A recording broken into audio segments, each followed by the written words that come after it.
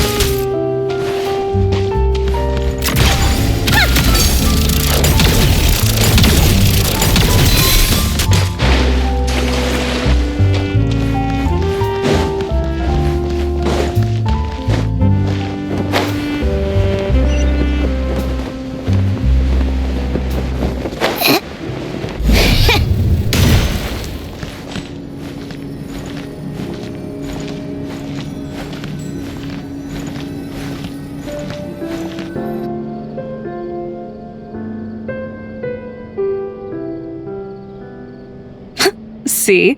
Told you they'd be here. Xavier! Oh, and Shiori and Farina too! Hydro Archon above! If it isn't my darling camera operator and clapper loader! A very happy Fontanalia festival to you as well! I'm guessing you came back to celebrate with us? Yep, and help out too! Even though the last festival had some unexpected hiccups, making the film was still super fun. Since you're all here together like this, you must be planning on entering the competition, right? Of course! A celebration of the entertainment industry. No one who's anyone would choose to sit this one out. It only happens once a year, after all.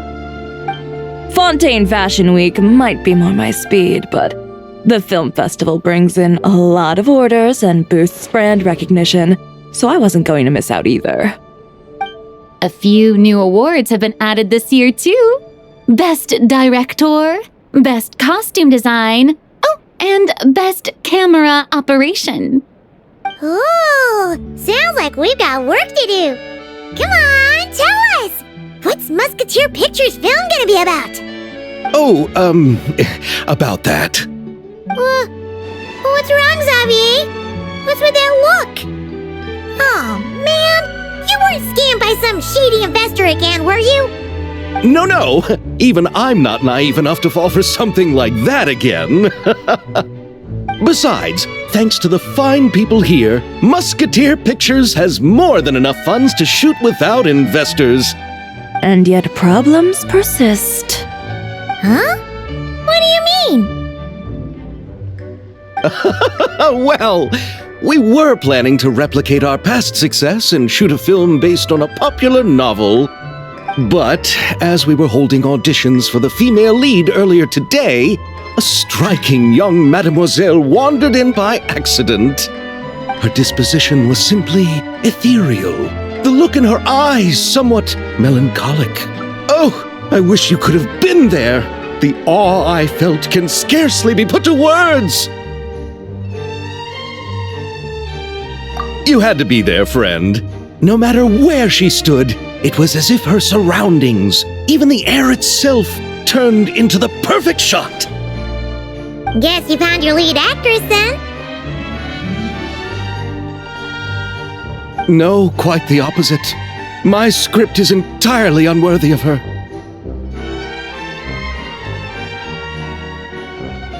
I fear it is. Nevertheless, I couldn't help but approach the mademoiselle to ask about her background and what brought her to Fontaine. What did she say? Sadly, she said her best friend was gone. After returning to her own homeland not too long ago, she decided to visit where her friend was from to remember them better. Oh, no wonder she looked sad. Yes, but that's when it struck me. Why not cast her as the lead in a film centered around her search for this old friend? Huh? You're gonna rewrite the whole script? But is there even enough time? Isn't the prep work super complicated? We might not finish. Think about the difficulties we faced with the Two Musketeers. We had to start from scratch back then, too. I'd say we're ahead of the game this time. Guess so, but Don't worry, Paimon. Chiori and I have evaluated the proposal, and we support Xavier's decision. I won't really need to start on the costumes until the cast is finalized, so it's not too much extra work for me. Oh, fair mademoiselles. How can I ever thank you? Finishing the script would be a start. You know, compared to a commercial popcorn flick, I do prefer the idea of shooting a more artistic film. One that leaves a profound and lingering impact in the hearts of the audience. I agree. True trendsetters are the people who dare to go against the grain. wow! Leave it to Director Farina to have a vision. Honestly, though, the artistic passion of everyone at Musketeer Pictures is inspiring. Anyway, now that we've heard so much about this lead actress, Paimon's gotta know who it is!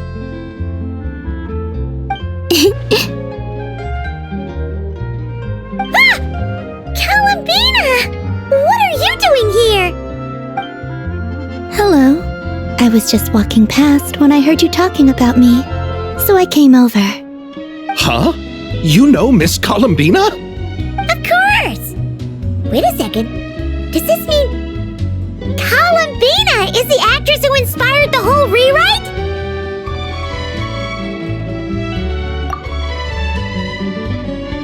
Yeah! Wait, so did you make the trip by yourself, Columbina? Yes. I mentioned how I wanted to visit other nations once things settled down in Notcry, remember? So I went to the curatorium to ask Never for advice. She told me about the film festival in Fontaine and said it might be fun to visit. I spoke to Lauma before I left too, and she thought it was a great idea to get out for a bit.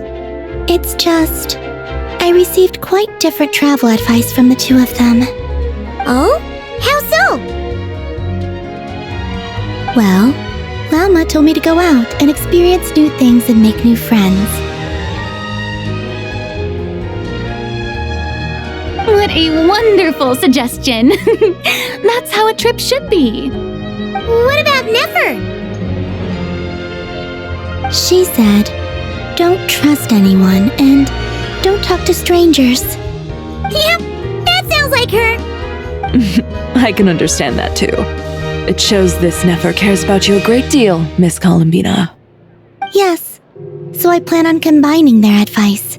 All I need to do is turn strangers into friends, and then I can talk to them. Huh. That kinda makes sense, but also not. Hey, Chiori. Oh, look who's back. Happy Fontanalia Festival, you two. Oh, looks like we have a superstar in our midst. How about an autograph, Big Shot? Haha, very funny.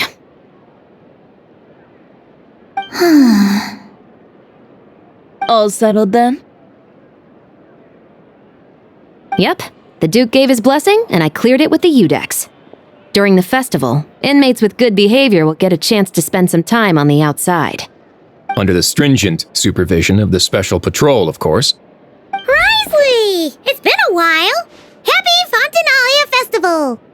Does that mean Veronique and her brother will be at the festival? During a specific window of time, sure. Doesn't hurt to give the inmates something to look forward to. A little sun'll do them some good, I think. This is a friend from your travels, I'm guessing.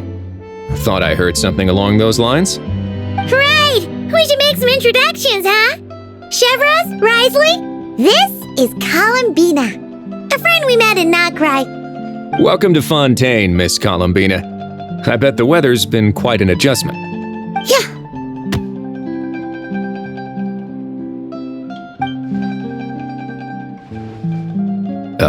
And not the good kind, I take it.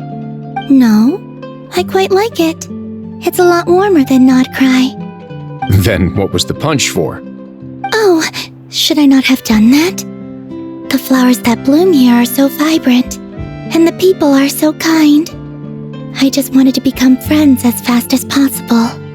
Ah, so that was meant as a gesture of friendship. Is that right, Miss Columbina? Mm-hmm. Isn't that what friends do? Right.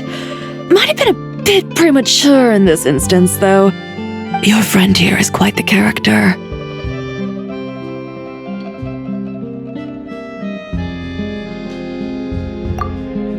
Good thing we said something. You weren't seriously gonna go around punching every single person in Fontaine, were you? No, just the ones I wanted to be friends with. That's not... what Paimon's trying to say is maybe keep the punches to a minimum until after you're friends with someone. If you say so. You're quite the character, Miss Columbina. So, are we friends? Of course. Any friend of the Traveler is a friend of mine. Yeah. Oof.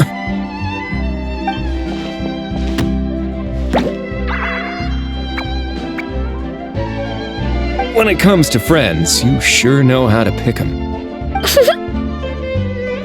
So Miss Columbina is the lead actress I've been hearing so much about. The whole thing about her aura is starting to make more sense. You gonna be part of the film this time too, Chevros? That was the plan. But now that Mr. Xavier has changed the direction, I don't think I'm in quite as many scenes. It's all for the best, though. A different crew asked me to help consult on some of their musket work. Oh, sounds like our trusty musketeer is as popular as ever. I'm just going where I'm needed. I'm more than willing to help with whatever this production needs as well. Ah, well, speaking of, would you happen to know if there are scenic locations around the court of Fontaine that other crews haven't booked? The festival's pretty popular this year, so there's not a lot left. You might just have to talk it over with the other productions and see if they'll let you squeeze in here and there.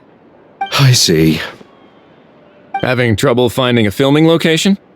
Yes, we made a last-minute decision to go down a different route, so the indoor locations we reserved are no longer a good fit. And it looks like all of the best outdoor spots have been taken. You know, I might know a place. Good views, good atmosphere, and no production team has snatched it up. That sounds perfect! Where is it? You want me to reveal it just like that? Come on, let it be a surprise. As much as that sounds riveting, I think we should divide and conquer. You go do that, and Director Farina and I will take Miss Columbina around the city to discuss lighting and styling. Is that all right with you, Miss Columbina? Traveler?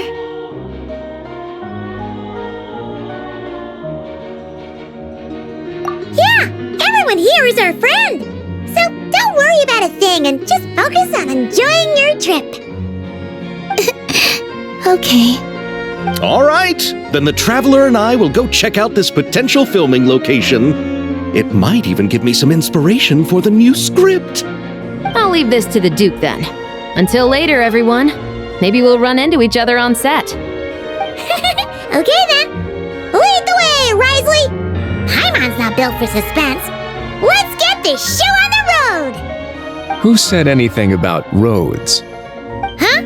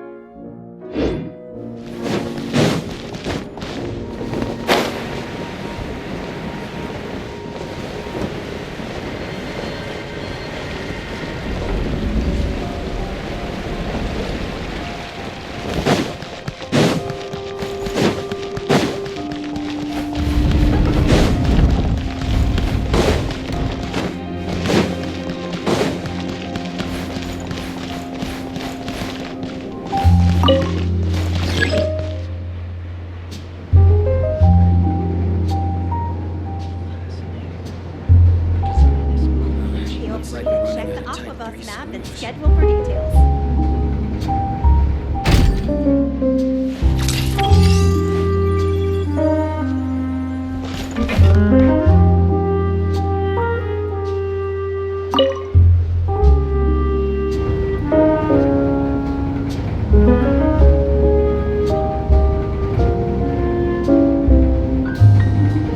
It's about time we throw another tea party, don't you think? I wonder who else is free.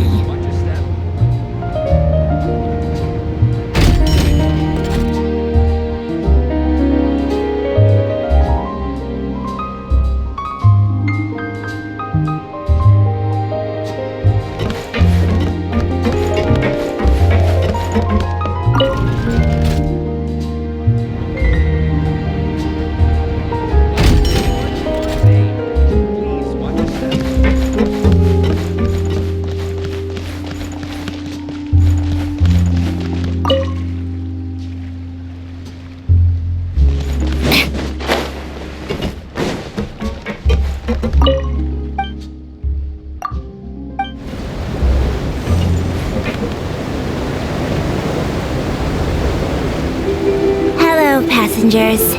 I am your tour guide for this trip, Elfan. We are now heading to Erinias. Many people are tried there and sent to the fortress of Meripede. But passengers needn't worry. Life in the fortress of Meripede may be a good thing for certain groups of people.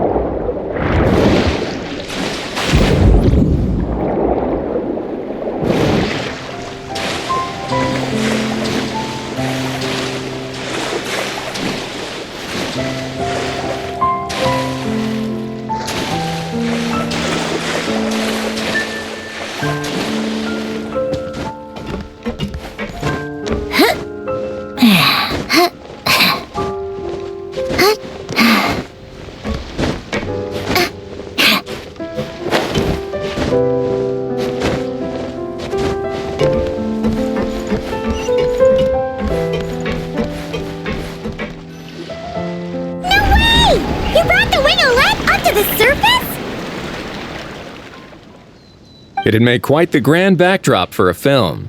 don't you think? Paimon's more focused on the fact that this thing is supposed to be underwater, inside the fortress of Meropide. True. And keeping up with the maintenance on a vessel this big is a lot of work. It takes a crazy amount of manpower just to keep it up and running. Oh, Paimon kind of thought it just sat there until you needed it. I wish it were that simple. The truth is the maintenance costs on this thing are substantial, so we decided to rent it out during the festival to earn some extra mora. Besides, the inmates are the ones who keep it in good shape. Seeing the fruits of their labor put to use is a good form of social rehabilitation for them.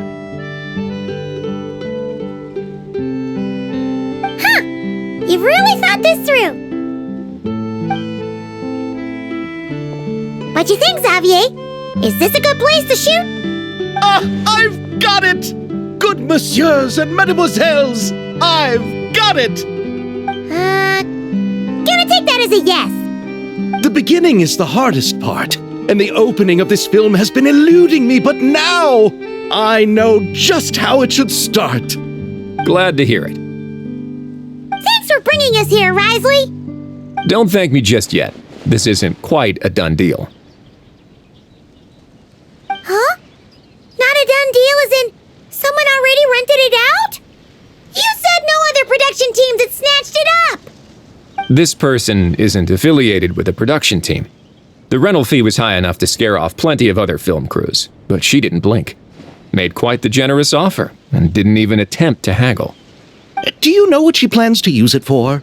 I'd like to at least have a rough idea before going in to negotiate. I didn't ask for the details, but I did see what looked like a fishing permit and a business license on her desk. My guess is she's planning on using it for some kind of restaurant or aquarium. A floating restaurant is sure to attract people, but an aquarium sounds cool too. The views from the ship make it a great spot for a date. The winglet might not be under my command right now, but it's always nice to see her admired. A film is sure to drum up some good publicity as well. I do hope we can work something out with the current captain. Well, guess we should head over and talk things out then. Best of luck.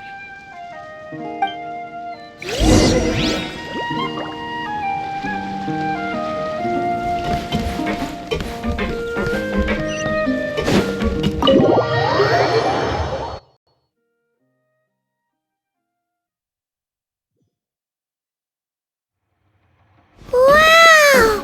The winglet seems even bigger up close. The rooms are so spacious. Wonder who rented it out. Hello? Anyone there? Perhaps the captain had business to attend to elsewhere. But why rent such a massive boat just to have it sit here without even leaving so much as a note? Let's try again. Anyone there? Hello? Seriously? Right now? What is it gonna take to get some decent sleep Around here. Is a nap too much to ask for? Sorry, the aquarium's closed for the... Huh?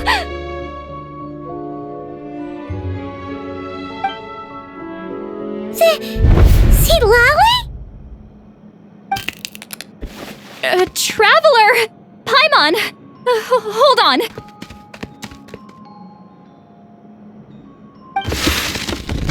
This is just great! How am I gonna go out dressed like this? What happened to my regular clothes?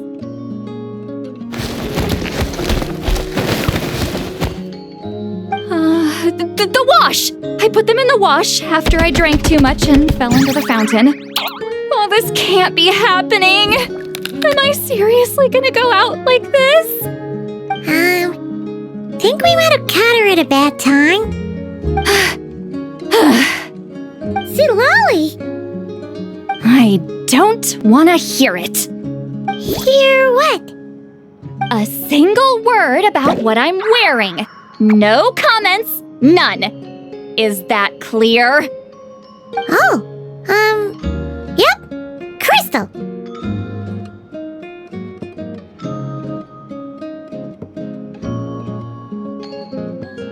Huh?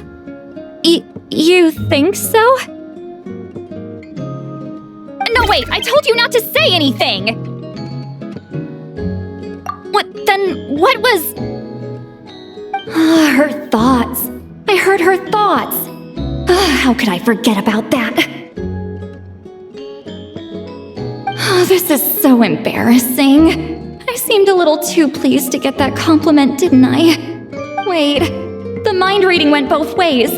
Does that mean the traveler's hearing all this too? You clearly did! Huh? What did we do? Paimon's not following. Nothing. It's nothing. Let's just move on. Did you need something? You're not here alone, I see. Hello, I'm Xavier, a film director and producer from Fontaine. I meant to introduce myself sooner, I just didn't want to, interrupt. No wonder we ran into each other in Fontaine of all places. You must also be in town for the festival then. That's right! We're helping Xavier with his film. In fact, we were hoping to shoot some scenes on this boat. You're the one who rented it out, right, Seed Lolly? Me? Rent a boat? I wish I had that kind of spare cash floating around. Not to mention the spare time. Don't get the wrong idea, though. I'm not here to sail off into the sunset and live out some cushy retirement life, okay? I'm not that old. Then why are you dressed like... how did you end up staying aboard the Winglet? Well, I heard one of my favorite light novels was getting turned into a film, so I came to Fontaine to catch the premiere.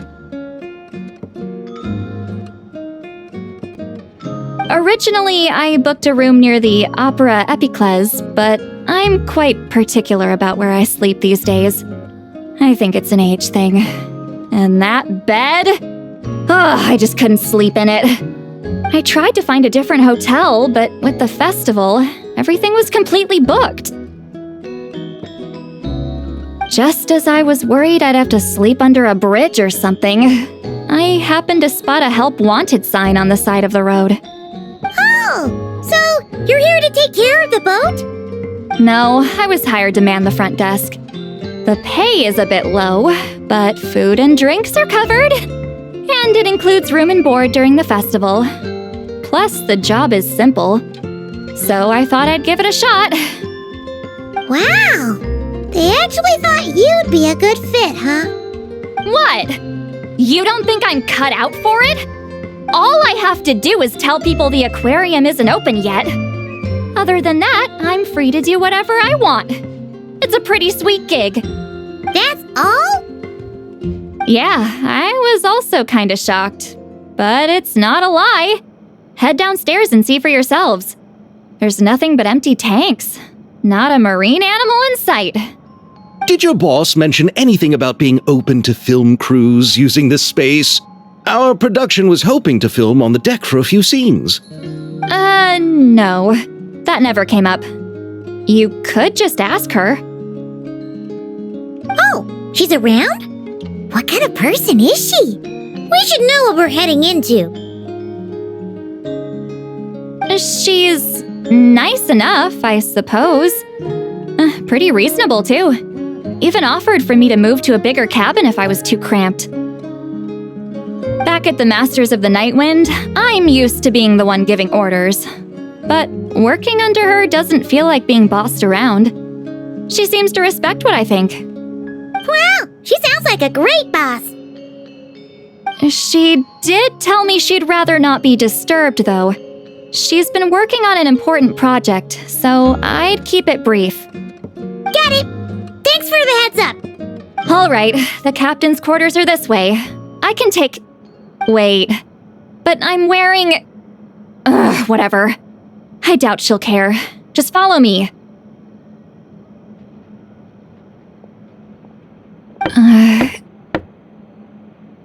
Miss Guillotin? These visitors were hoping to ask you about something.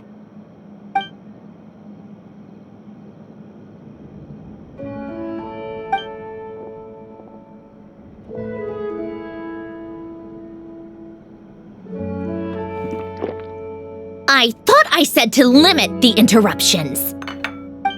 Just tell them the aquarium is still...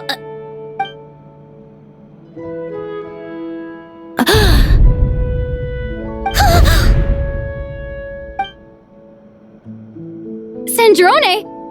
You're here? Huh? You know each other? Are you okay, Sandrone? Do you still remember us? Everyone was so upset after what happened. We all missed you so much.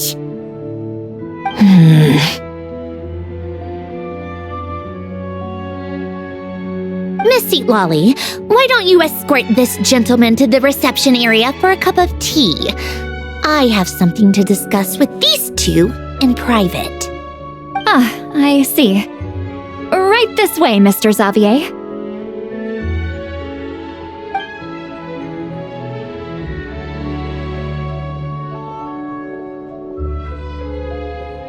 Sandrone? I really can't go anywhere without running into you two, can I? Are you okay? During the battle, your core, it was... Destroyed by that bastard Dottore. That's right. But as you can see, I'm fine now. No major issues. Or at least, there shouldn't be. Oh, what a relief! Oh, why didn't you tell us sooner? Or come back to see your friends? Now that I have the chance, I just want to say...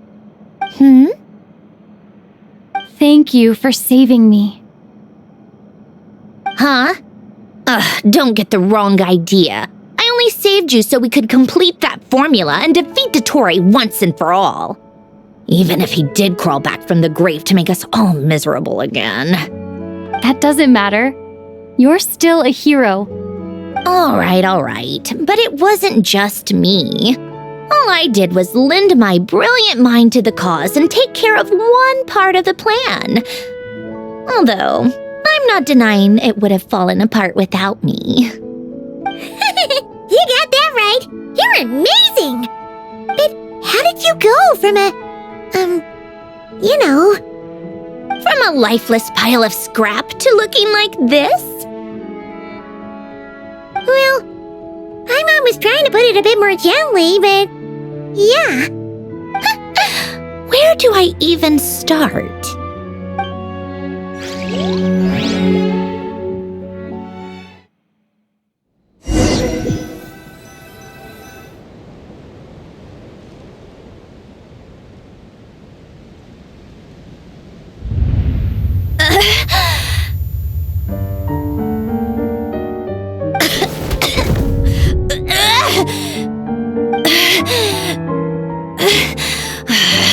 Curse it all!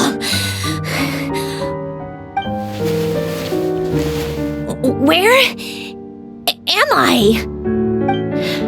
Did we do it? How much time has passed? I'm not in one of that lunatic's experimental labs, am I? Wait, Fontanian Decor. Books from the Research Institute. Phew. One thing at a time. Initiate self-diagnostics. Assess the extent of the damage.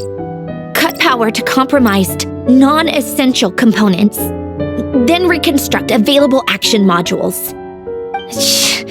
Severe damage to the core. Dottore, you bastard. Polonia?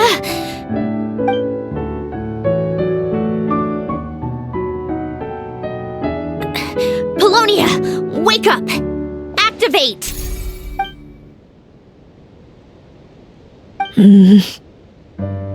You're in even worse shape than me.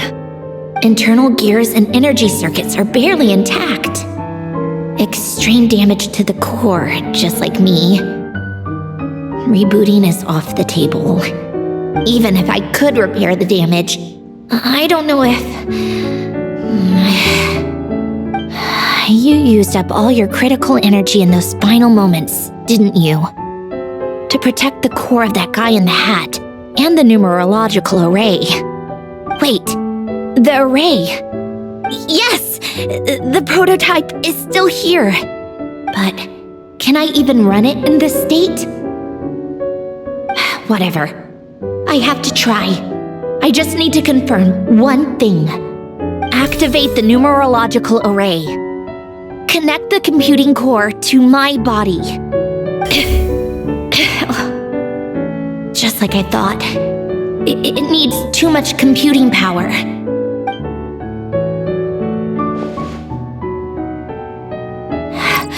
Cut off power supply to all functions except the thinking module. Please. I just need to ask one question. Initiate query regarding the 3 moon sisters. How many living moon goddesses are there in possession of the Trilunar Authority? 1. It worked. You did it, Columbina. You made it back. But how did I survive? The self-diagnostics showed damage severe enough to shut me down for good. What triggered the reboot? A built-in message? Only visible after a core reboot. The final gift. Alin! Were you the one who gave me this second chance? But why now? What activated it? What is that? A vision? Wait, no. It's a stellar linchpin?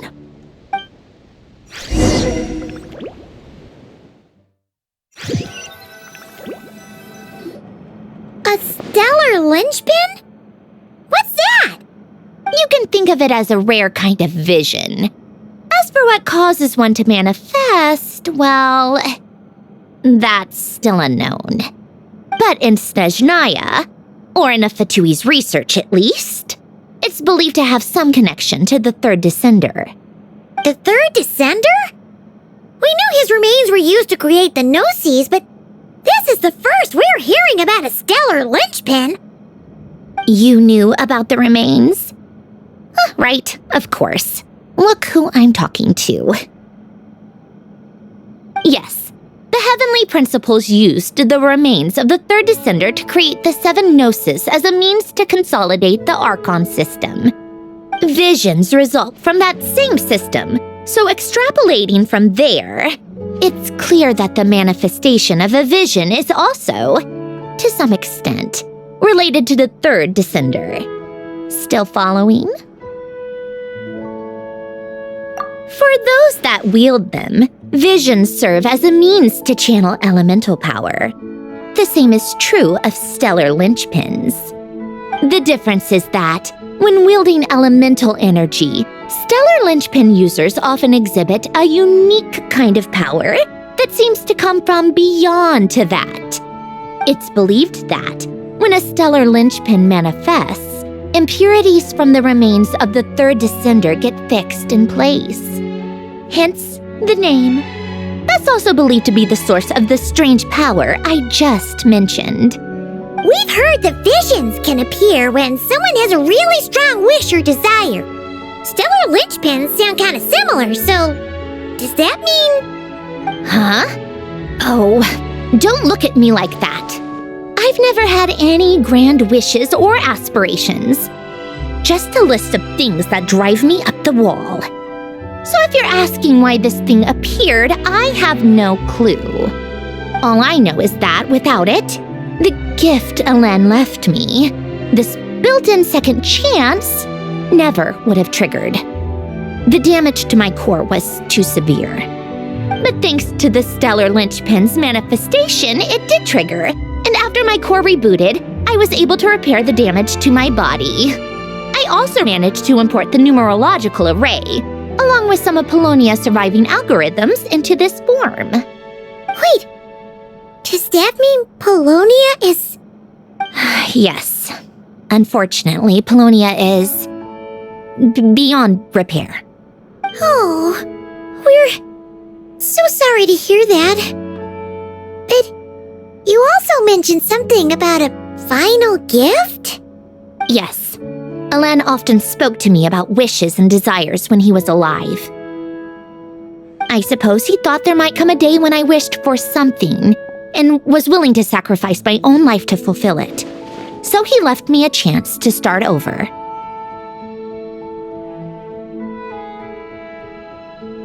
No, never.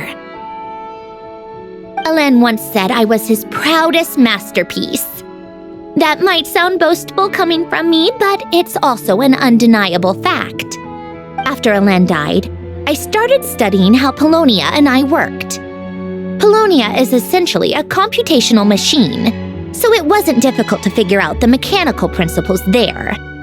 But when it came to my own structure, that's when Alen, the Lord Artificer's true greatness, struck me once again. I attempted to imitate it when I created Catherine, but in the end, she turned out to be nothing more than a superficial replica. What? But his creations go! Catherine is super impressive! We were shocked when we first found out she was a puppet! No, she's nothing compared to what Alen was able to create. Some of the mechanical principles of my own core are still a complete mystery to me. Keeping that gift hidden wasn't even a challenge for him. Just a shame I had to waste it on fighting Dottore. I just couldn't stand the thought of him coming out on top. If you put it that way, the world owes me a whole lot then, doesn't it? Wait, but all this still doesn't explain what you're doing here. Risley said you rented the ship and even had some kind of fishing permit? That's because I'm trying to go back to the place Alen and I lived when he was alive. My former home, I suppose you could say. The second chance wasn't the only part of the gift. According to the message, Alen left me a few other things that are stored in the house we shared together. I'm hoping that whatever he left me can help fix certain anomalies in my rebooted core, and help me understand why I received a stellar linchpin in the first place. Okay, so go back then. What does that have to do with fishing? And to think I'm talking to the saviors of Fontaine. Did you forget that the water levels have been rising for centuries? I can't just go back to the place I used to live because now it's underwater. Oh, right. With the rising water levels and changes in terrain, it's not just a matter of finding where it is, but also clearing away any sediment or debris.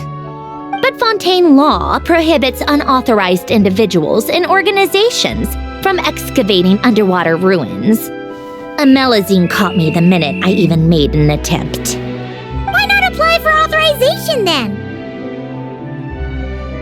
And face the endless slog of Fontainian bureaucracy.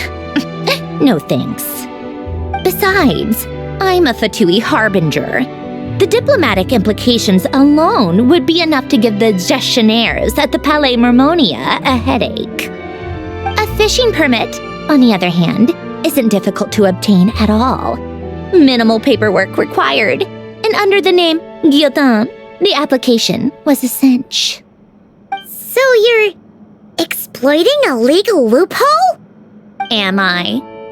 That underwater home belongs to me. If I happen to chance upon it while doing some fishing, what's the issue with that? Of course, I do have to catch some fish to put in the aquarium. just in case the gestionnaires come to check up on things. That's also the reason I hired someone to man the front desk. Huh? But isn't that kind of a waste? He went to all the trouble of getting a business license and rented out this giant ship. Just for show? If you want to run an aquarium that bad, be my guest. Use the facilities however you want. I'm certainly not going to stop you. All I want is to go back home and see what other gifts Alain wanted me to inherit. Hold on. Enough about me. What are you two even doing here?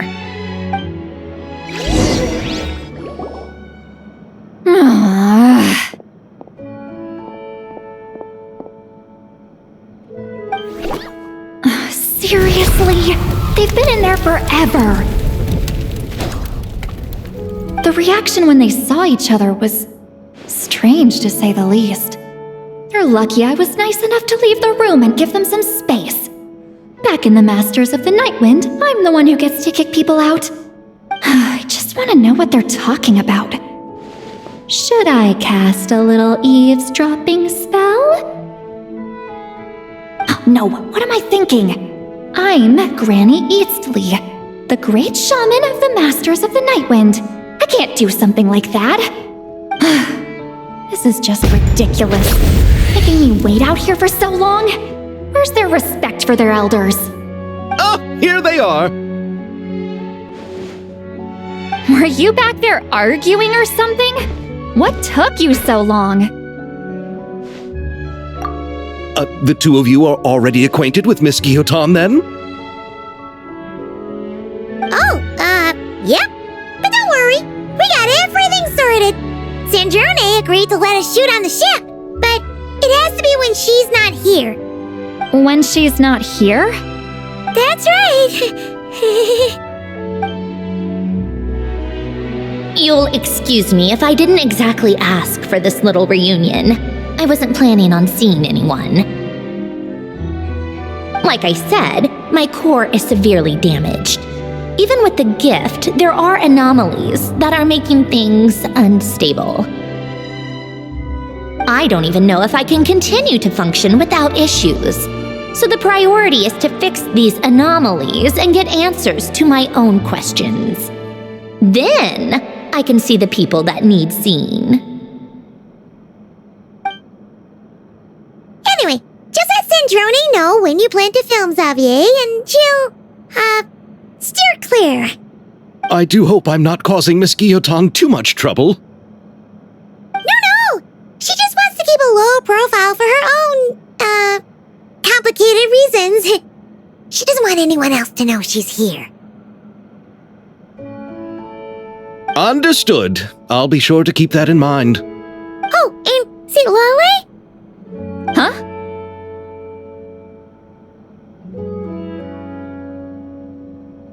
You mean Miss Guillotin?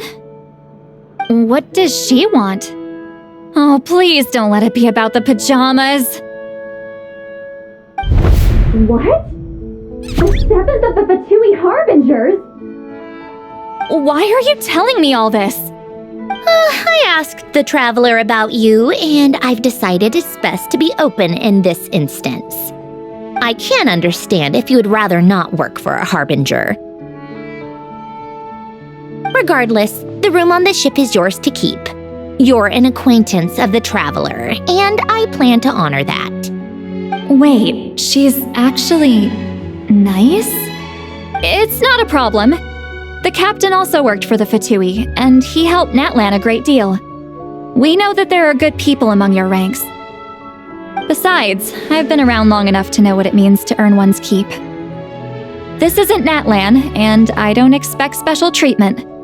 Besides, sitting at a desk isn't exactly backbreaking work. I appreciate that perspective, great shaman. Seat Lolly. Just call me Seat Lolly. That title makes me sound so... old. Well, Seat Lolly, the Traveler and I are looking for something, so we'll be heading underwater together soon. I'll leave the ship in your care while we're gone. Together? How often? Not too often. We're heading out in a bit, but I'll be available if you need something. You couldn't, go alone? I wanted to, but she was concerned about my physical well-being. So she offered to come with. Guess my mental well-being means nothing then. Huh?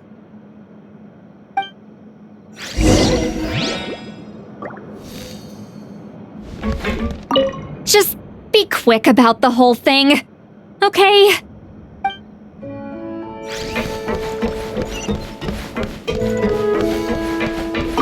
Miss Guillotin is so generous. We talked it over and she agreed to let our crew come over and do some test shots while you two are out.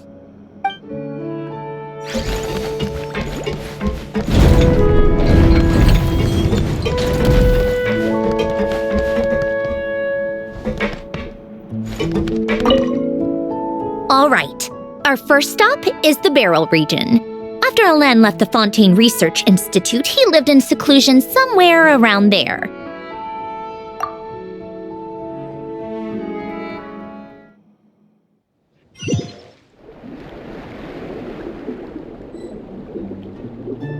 Huh. This place has changed a lot. Guess I really have been gone for a long time.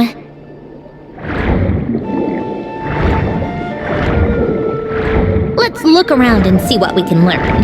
Oh, and don't forget to catch a few to take back. We need to keep up appearances, remember?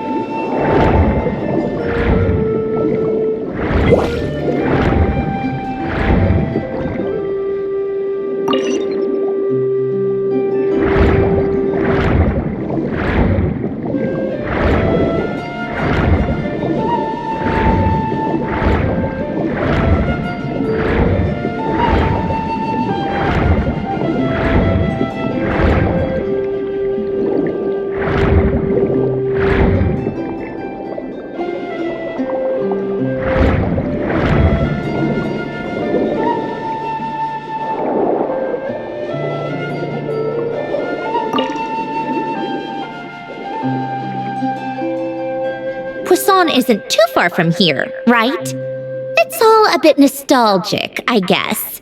Back when I lived here, all this was still above water. All right, I have a general understanding of the terrain changes and sediment accumulation. We can stop here for now.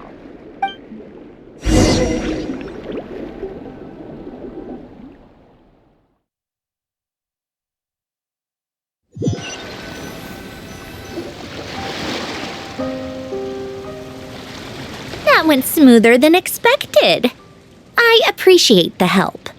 No problem. You doing okay though, Syndrome? Seeing your home look nothing like you remember, that can't be easy. I'm fine. Times change. People change. That's the one thing you can actually count on. I made peace with that a long time ago. You should head back and put them in the aquarium tanks. We finished ahead of schedule, so your crew is probably still on the ship. I'll follow in a bit. Right. Xavier said he was gonna test out a couple of shots.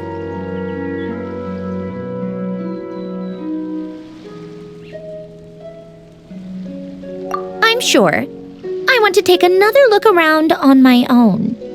Okay then. Want us to let you know when the filming is done? No need. Columbina relies on Kuvaki to perceive her surroundings. In Nodcry, her senses are heightened because Kuvaki is everywhere. But here, as long as she doesn't activate her abilities, her range of perception should be equivalent to an average person's line of sight. I figured that out back in Snezhnaya. That's oddly specific. I have hiding from her down to a science. So, what? Things might be a bit different now that she's merged with the Moon Sisters, but I doubt there's been a drastic change. The point is, you two can head back. Don't worry about me. Okay, if you say so.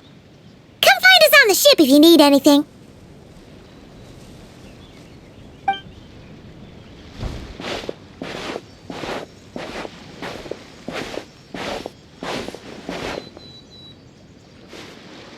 What did you leave for me, Elen? Did you know I would come back? Or did you make it so I would have to?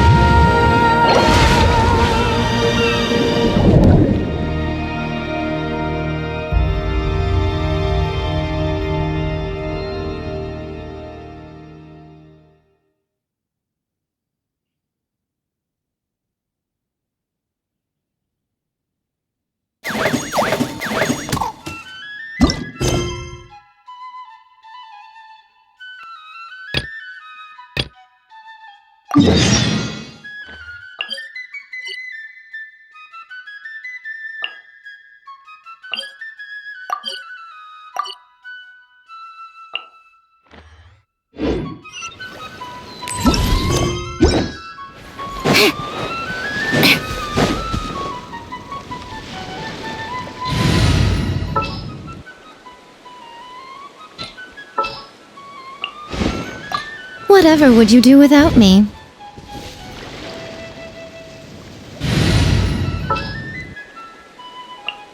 I will follow where you lead. Well, since you... Right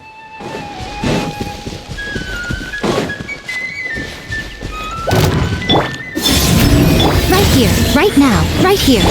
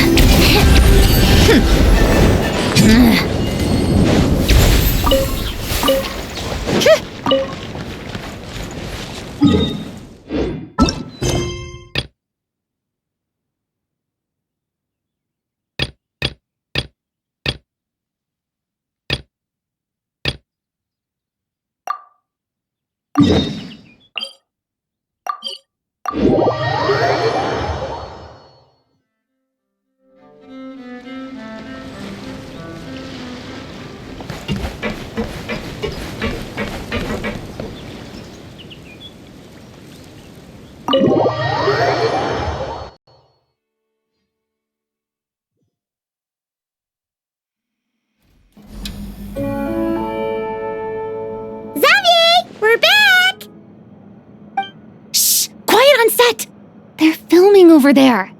Oops, sorry.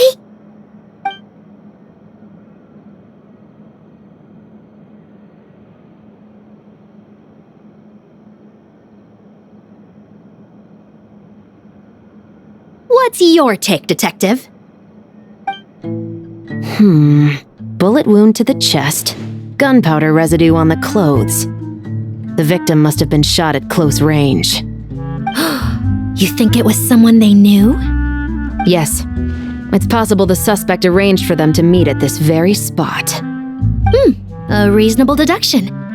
But you're overlooking a crucial clue. What?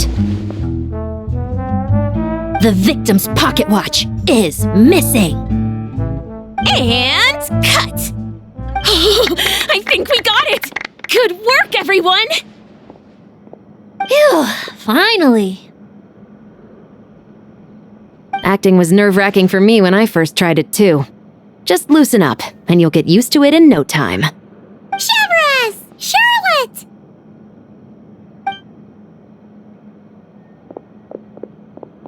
Oh, hello there, you two! You're filming here too? Oh, so Charlotte's crew must have been the one that asked you to help out, huh, Chevrus? Yep. They heard about a potential filming location and wanted to come check it out. But when we got here, your crew had already beaten us to it. Luckily, Xavier and our director, Lapine Pauline, go way back. In the end, we agreed to just share each other's filming locations. Considering all the last-minute changes, that's just what Musketeer Pictures needed. For sure! Based off the scene just now, you must be the star of the film, Charlotte! You bet! This detective costume really suits me, don't you think? Oh, for sure. You're already right at home lurking in the shadows taking pictures of this and that. Add a notepad and you're practically method. Thanks, Miss Chiori. I appreciate the compliment. That didn't sound much like a compliment to Paimon. So this is a film set? It looks like a very happy place. This must all be quite new to you, Miss Columbina. Yes. I watched a few films with a friend once, but she thought there was no point if I wouldn't open my eyes. So she stopped inviting me. Looks like I missed out on a lot. True, but being an actor seems like a tough job. Huh?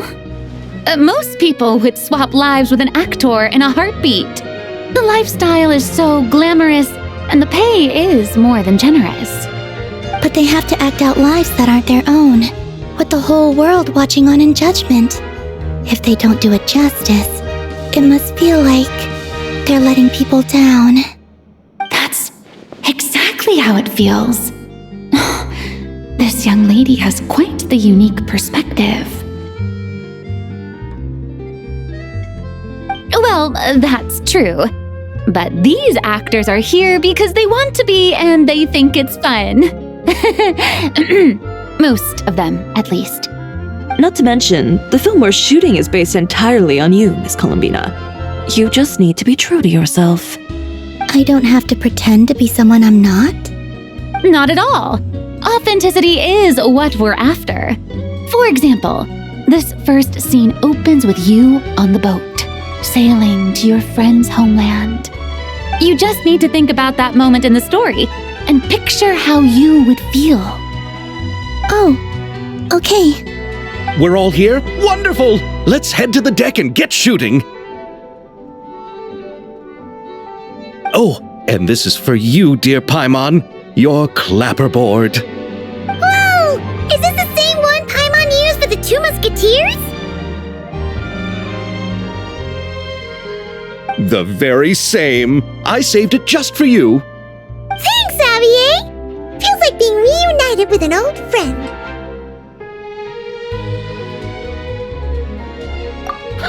Of course! That said, I have a different job in mind for you this time, traveler. Our film is focusing on a single protagonist, so conveying the subtle changes in her state of mind is of the utmost importance. In addition to the actor's own performance, another way we can convey that is through lighting. Huh? But there's already a lighting specialist, isn't there? Yes, but it's clear the Traveler and Miss Columbina share a deep bond. You might have a better chance of understanding her frame of mind in certain scenes. Oh, that makes sense. So, what do you say? Willing to take on the role of lighting specialist? Then we'll combine them! You can be the chief lighting and camera specialist! Ha ha! It's settled! I leave the job of translating our leading lady's inner thoughts in your capable hands.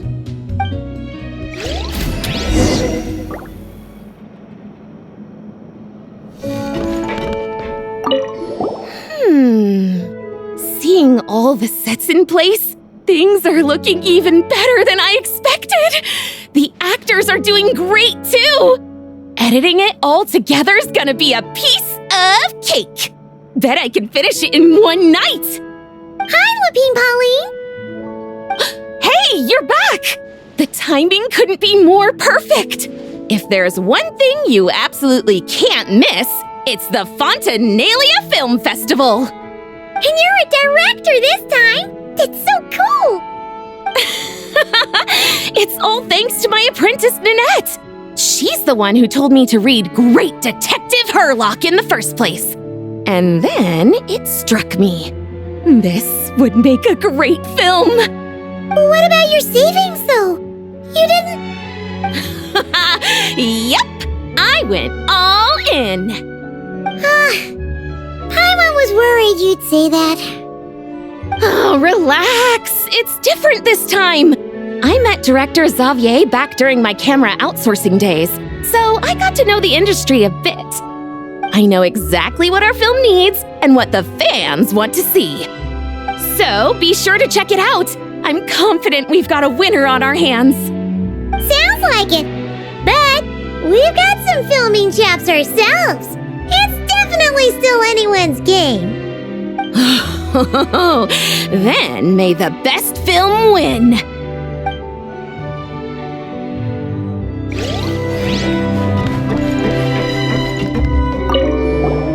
Oh, I didn't expect to run into you two on set.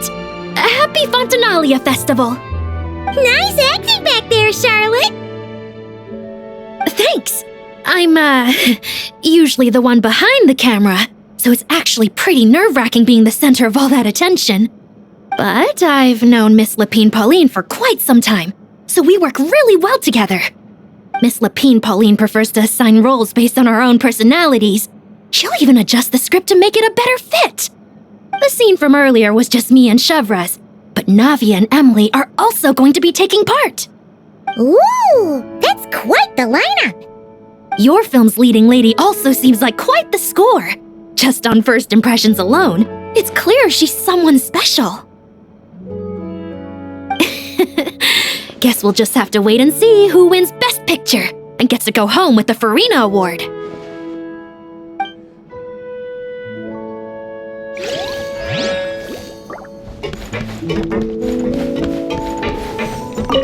I want to ask for an autograph so bad, but I can't do it dressed like this.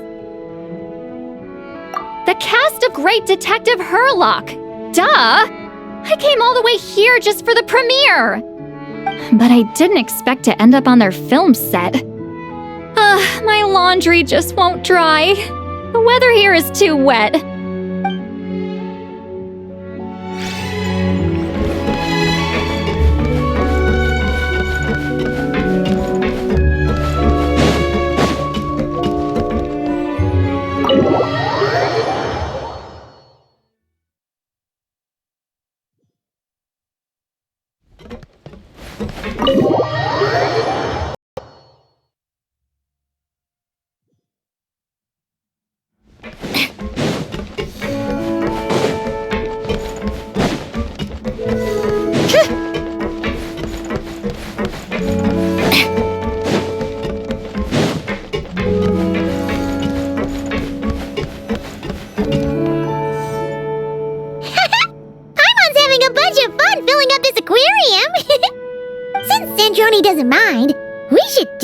Catch some more fishies and make this place extra beautiful. Hey, you two. Come over here. Huh? Is everything all right? Here. This is for you. What is it? It's an underwater mobility device I've been working on. Huh? Wow! That's so kind of you, Centrone. It's just a simple mechanical device. I saw the way you were catching fish and... how should I put this? It seemed somewhat... unsophisticated. To be perfectly frank, I found it quite difficult to watch. Was it really that bad? It was inefficient, unskilled, and completely and utterly inelegant. No need to apologize. Everyone has their own ways of doing things.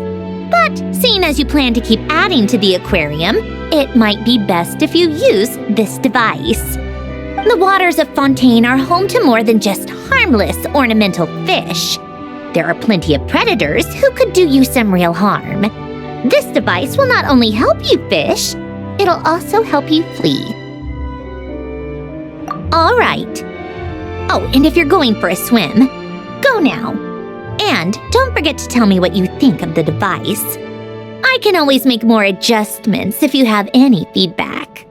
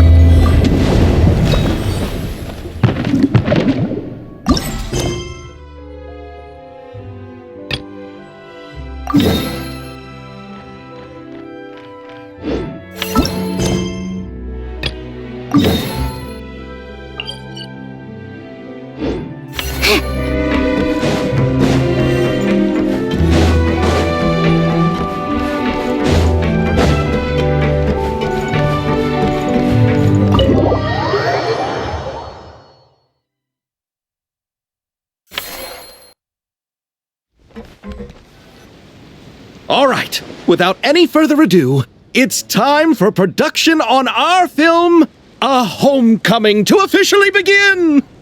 Turning it over to you once again, Director Farina. All right.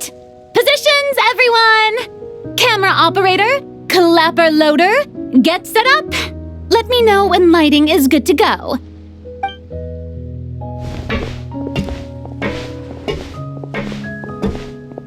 All you need to worry about, Miss Columbina, is hitting your mark. Other than that, just focus on immersing yourself in the emotions of the moment. Okay. Good. Lighting, are we ready?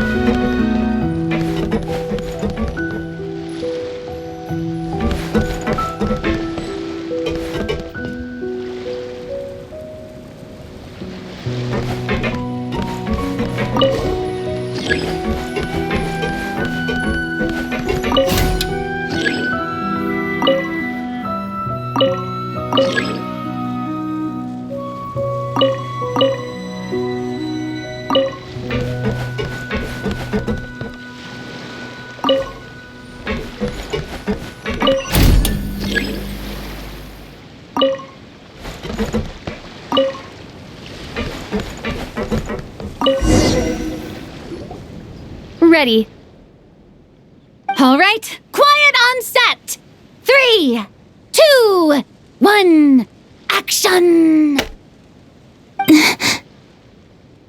This is her homeland. Columbina. Cut! The emotions I'm looking for were definitely there. Let's just try to keep it a bit more natural. Oh, but definitely keep that gesture at the end. I loved how real it felt. You looked genuinely moved. All right, if you're ready, let's go for another take.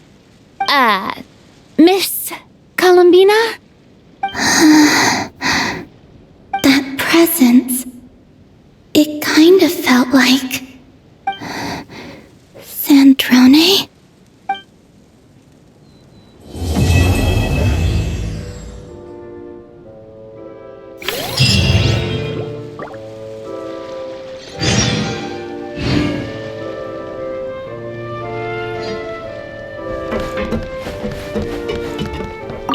Terrific performance, Miss Columbina.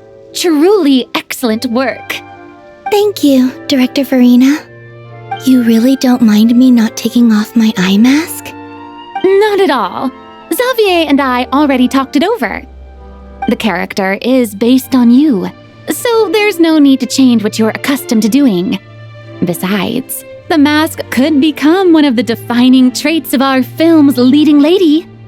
Just like you suggested, we'll leave the reveal to the more important moments.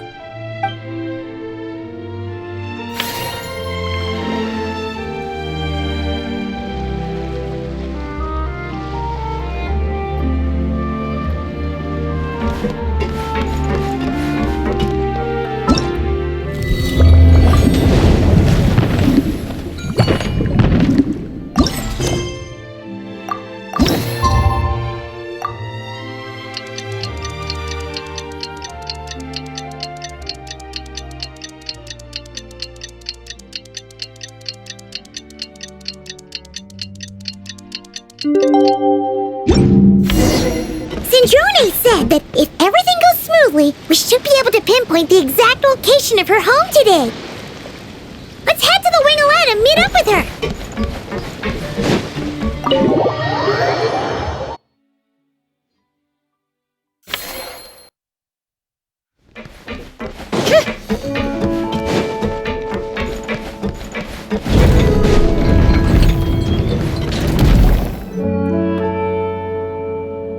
You're here. We should get going then. Xavier and the others should be filming soon. How's it going?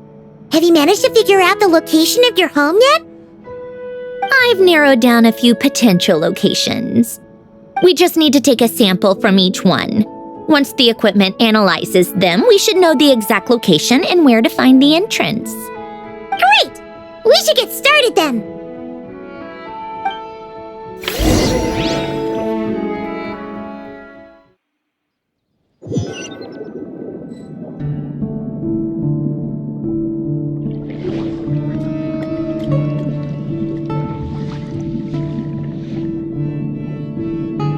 All right, let's get a move on.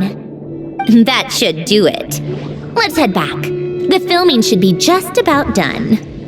We made good time. We might even know the location by the end of the day. You sound pretty happy about that. Do I? I suppose I've just had enough of these anomalies I've been dealing with.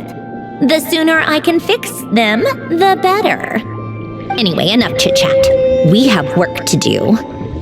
Oh, but let's head in through the side door. I don't want to run into the crew on the deck.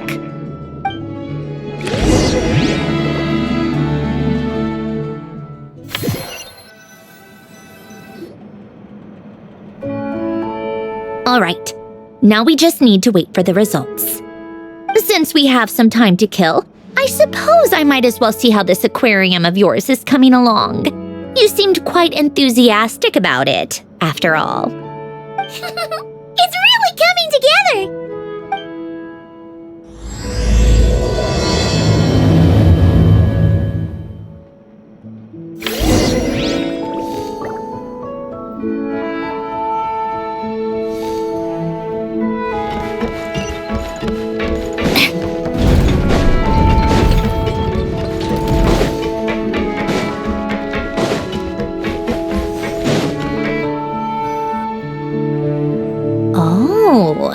Kind of impressive, actually. These must be the ones we caught the first time we went underwater. Like it? It's fine, I guess. Nothing special. Come on! It sounded like you really liked it just now! You're that proud of it? Is this a sense of accomplishment or something? Well, yeah. And it's pretty. You know it's gonna be gone soon, though, right? What do you mean? After the festival, this ship will be returned to the fortress of Meropide, and this aquarium will be no more. So? So, no matter how much work you put into this place, once the festival is over, it's all just going to disappear. But not making the most of it when we have the chance is an even bigger waste! But if you know it's all going to be gone one day, why even bother? Well, Because you still get to keep the things you gain along the way. And those are things that can never be replaced. Doesn't that make losing them even harder? Well, if you put it like that. But the happy memories we make along the way last forever. You just have to take a more glass half full perspective. Not to mention, everything we do here is going to be on film, so it'll still live on in some shape or form. And when you look back on it, only happy memories will come to mind? Exactly! So it's about finding joy in the process itself.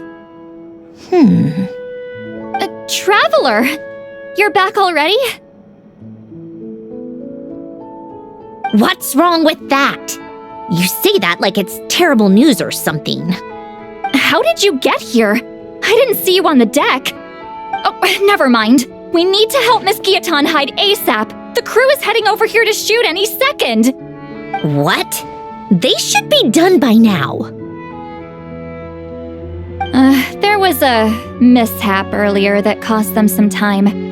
I was waiting on deck so I could warn you the minute you showed up. Anyway, you should head back to the captain's cabin right away. They're gonna be here any minute now. Finally! That's a wrap for the scenes on the deck. Wouldn't have taken half as long if the wind hadn't snapped our equipment in two. Uh-oh! Too late! Change of plans then. You'll just have to hide. Hide? And where exactly am I supposed to do that? Oh, there's a box over there! You can get in that! Huh? You expect me to... Do I need my makeup done for the next scene too? For the love of... Let me see. Maybe just a quick touch-up. Huh? Traveler and Paimon? What are you doing here? I thought you took the day off to take care of something. Huh?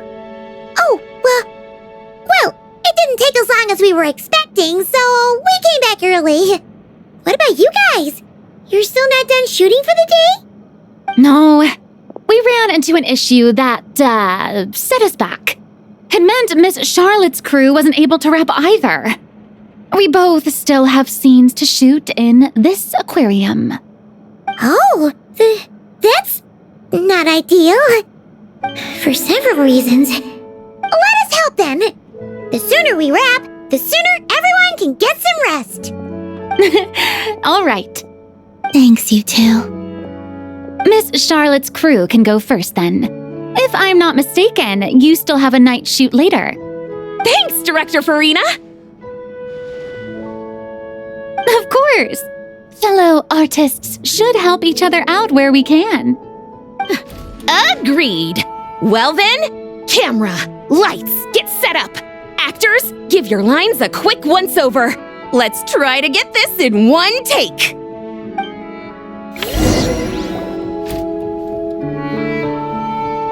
All right, places, everyone! And 3, 2, 1, action! So, the story ends like this. But when Duke Saint Germanus departed, he clearly said that everything was beyond redemption. Huh? That sounds familiar. Wait, it's from that novel I came across while researching the numerological array. He's only a genius when it comes to mechanics, and everything else, he's just an ordinary person. Huh? What was that noise? Whatever, I'll just fix it in post. Miss Jacoba, please don't speak as if I were the accomplice. Not so hard. This box isn't sturdy enough for that. This is why I keep saying, don't put too much trust in Clockwork Mecha. Unlike humans, machines don't have a heart. A heart? That's right. It's what's on the inside. It's also referred to as someone's soul, or likened to free will. You can think of it as a person's core, what makes them unique. In general, though, people don't believe machines are capable of having a soul. You said my emotion module was faultless. It is, but that's not quite the same thing. Do you think I have one then? A heart? I don't think so. I know so. The question is, do you recognize it within yourself? That's where you're wrong. I can't believe this. Forcing me to hide in a box and listen to this drivel. Me. In the end, clocks tick through tranquil years. Fish swim in crystalline springs. No matter how grand a dream is, it will fade away like this. Forlorn, wordless, silent. And cut. That was a long one. What did you think? If she makes them do another take, I'm going to flip a lid. And not just the one to this box. There were some weird audio things going on, but acting-wise, it was great! It's a keeper! Perfect! That means I can get out of this box. It's our turn. Camera operator, set up for the next scene.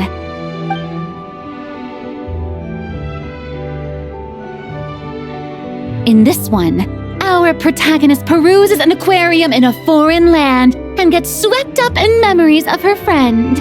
So, in terms of lighting, that's the vibe we're going for. Got that? Shoot. Paimon thought there'd be a break and Sandrone could slip away. What are we gonna do now?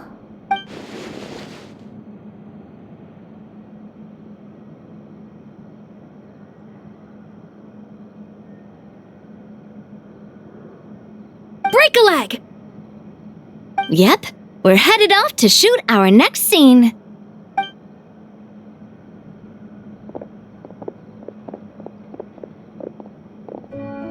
All right, quiet on set. We're about to start rolling. Ready, Miss Columbina? Miss Columbina? I think she would like this. Quick, we should roll on this. It doesn't forage with the others or prey upon its smaller kin.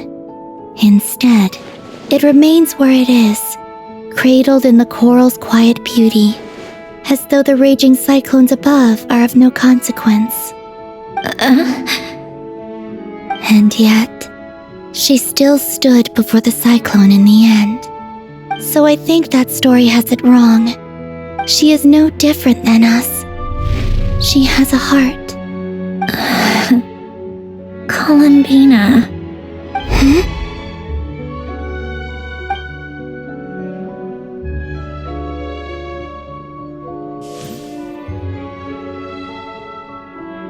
Uh-oh, is she onto us?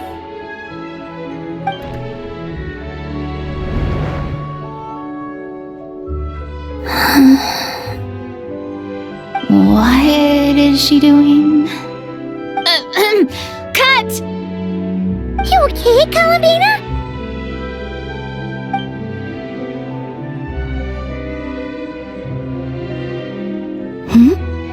Oh, yes.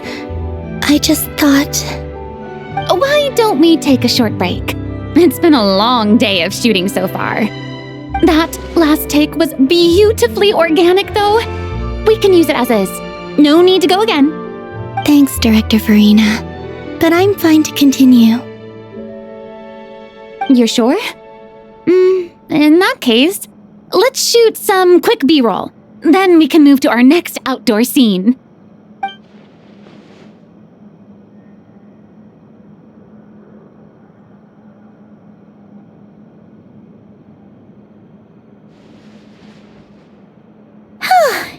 We're in the clear this time.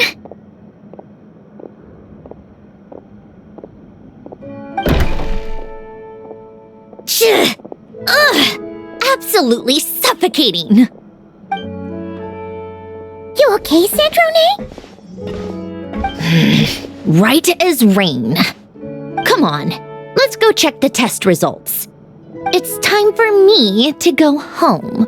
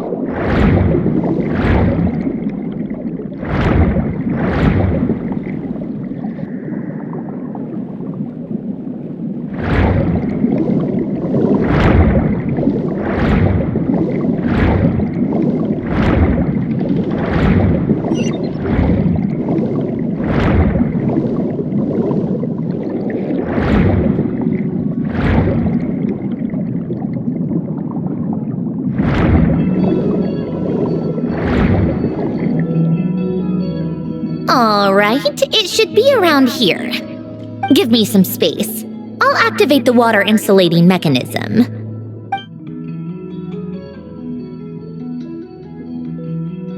The what? Alain, much like Renee, had long predicted that the water levels in Fontaine would rise.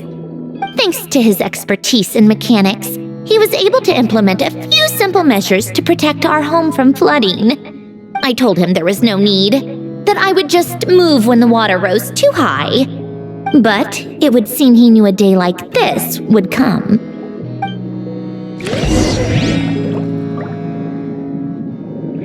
All right, the silt has been cleared away.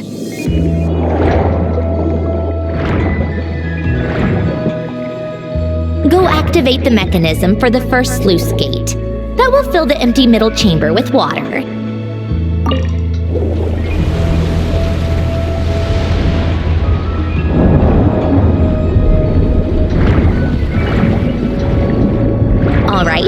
turn on the drainage mechanism in front of the second sluice gate, and this chamber will become empty once again.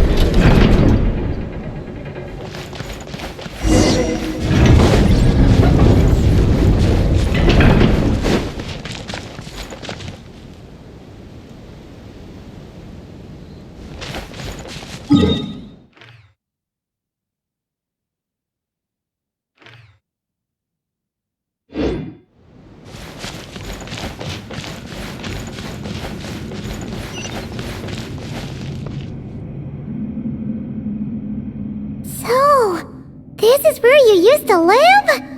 It's beautiful! There's even a garden! Back when I lived here, it was my job to tend to the potted plants and flower beds. Still growing strong even after all this time. Who would have thought?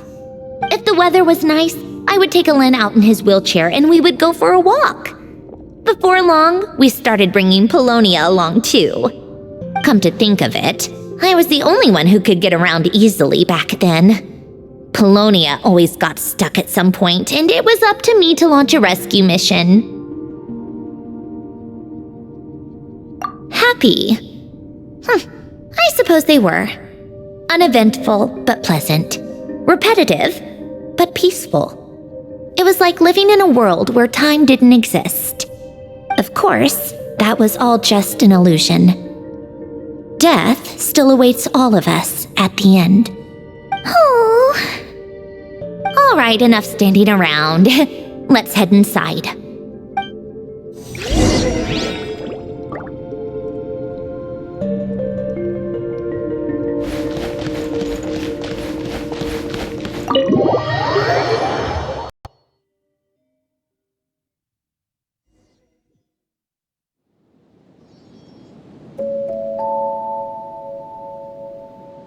Yep, this place is exactly how I left it. Nothing has changed.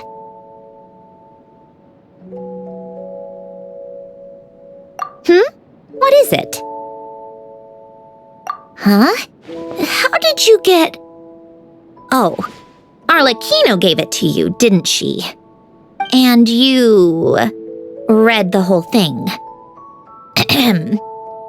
Just so you know, a lot of that was written a long time ago. At that very desk, to be exact. Anyway, since you've already read it, you should just hold on to it. I can always start a new one. Well, feel free to look around. I'm going to start looking for the gift Alen mentioned. Oh, but be careful with the stuff around here. I'm not saying you can't touch anything. Just try not to choke on the dust. Polonia.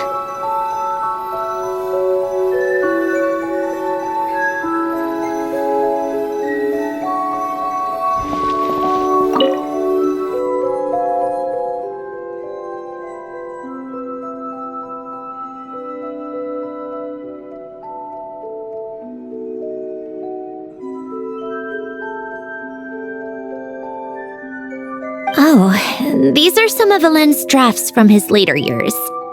Just casual doodles, really. And these are just some unimportant letters. I couldn't be bothered to sort through them before I left.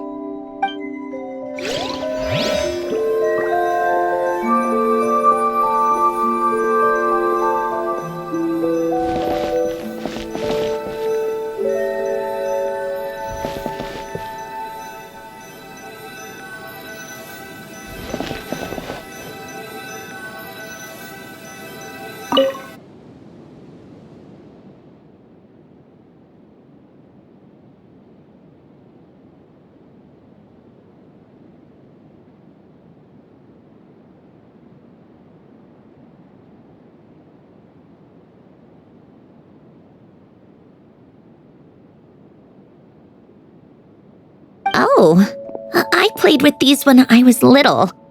During the first few months after I was created, I mean. At first, Alen and I would play together, but it didn't take long for me to become unbeatable. So, Polonia and I played together instead. Yeah, these don't look like Paimon's kind of games. Logic and math puzzles? Those happen to be my specialty. It's been so long. What do you say? Should we play a few rounds?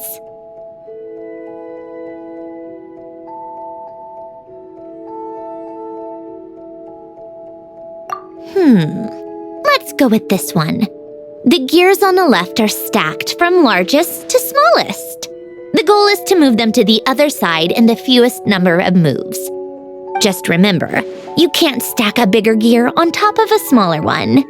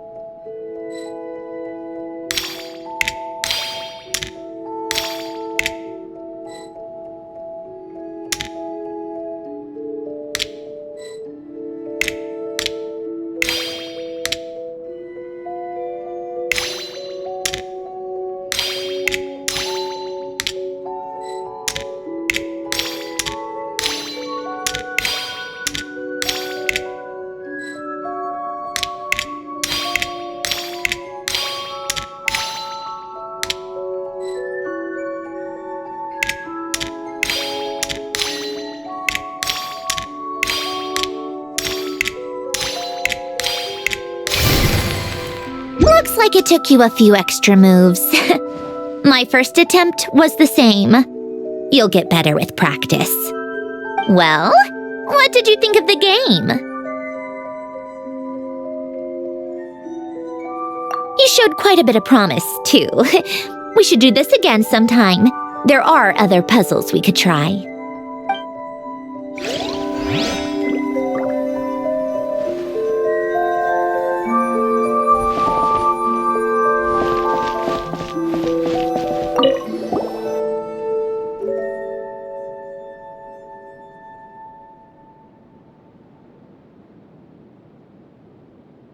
Wait, the people in this picture look kind of familiar. Oh, this was taken when Hélène and Renee were both still at the Fontaine Research Institute. Before their falling out. In his later years, Hélène would often sit by the fireplace and stare at this picture, wearing an expression somewhere between guilt and longing. He said he sometimes regretted not helping his friend when he needed it most, even if just to stop him.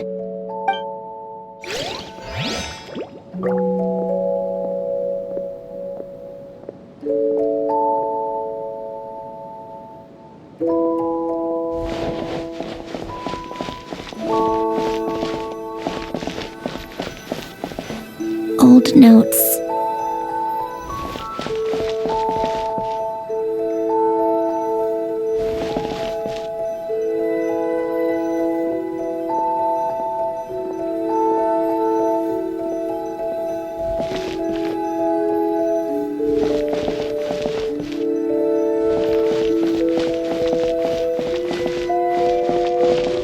Coffee. Tea.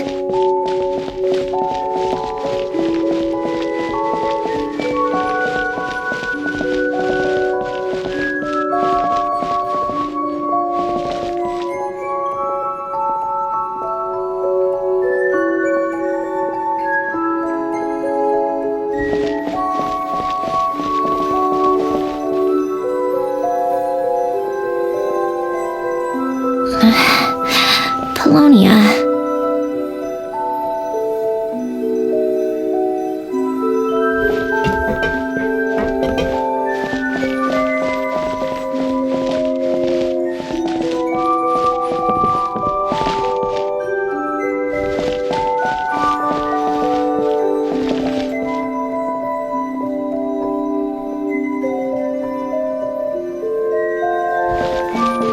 A warm hearth.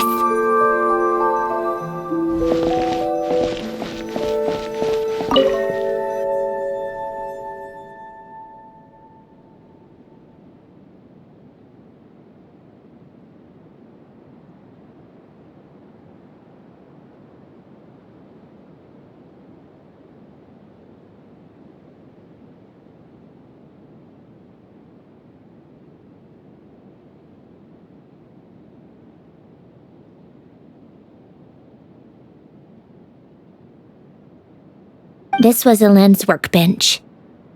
Later on, of course, it became mine. It's where both Polonia and I were brought to life. Before Hélène was bedbound, this is where he would teach me about mechanics. I would sit and listen, chiming in with questions here and there. Later on, when he got too sick, I took over and would work on Polonia here.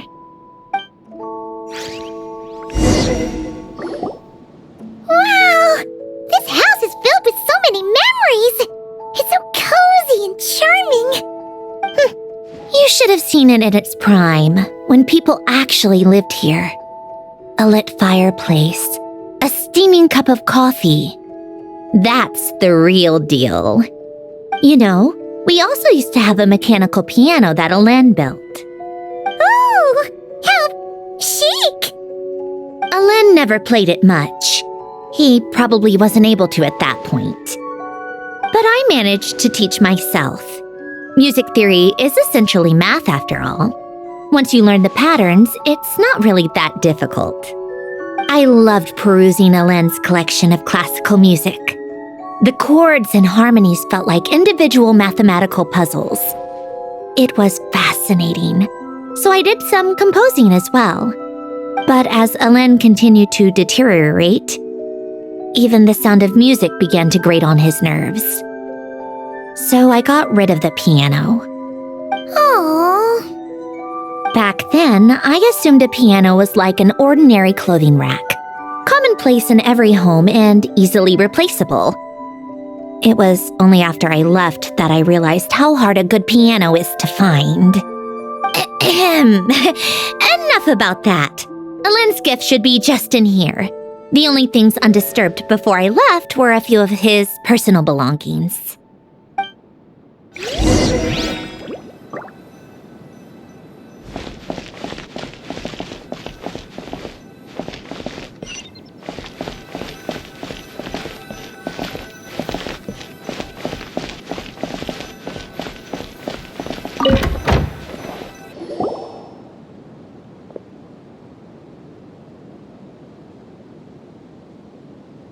Wait, there's a hidden compartment at the back of this box.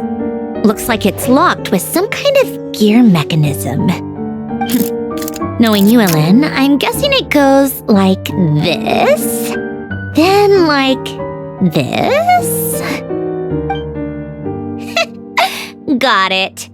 Am I a genius or what? Let's see here. A box? Well, you gonna open it?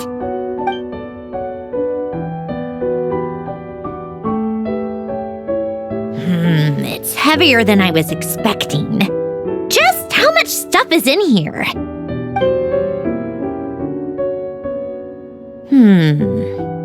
A letter? And a bunch of junk underneath it. None of it seems that important. Wait a second. This should be it. A cube? It's a multidimensional algorithmic core. Alen would use it to store information. Only Polonia and I have access. All right, I'll start looking into the core and the letter. Feel free to go through the rest of the stuff and see if there's anything useful.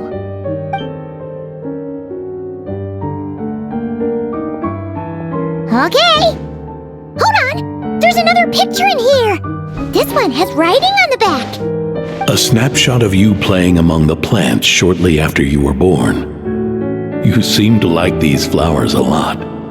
May you grow and flourish just as they do. Huh? Wow! Look how happy you are in this picture! You've changed a lot since then, huh? What's that supposed to mean? Just that you come off kind of aggressive sometimes. Or, annoyed at everyone around you? Well then, people should stop being so annoying.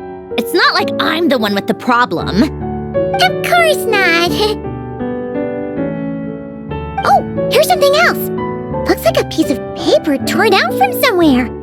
Today, I solved another math puzzle and made a breakthrough on a construction problem the Institute has been stuck on for years. Am I a genius or what? No, wait, that's From now on, I should have people address me as Her Highness the Clockwork Princess, unraveler of all reason.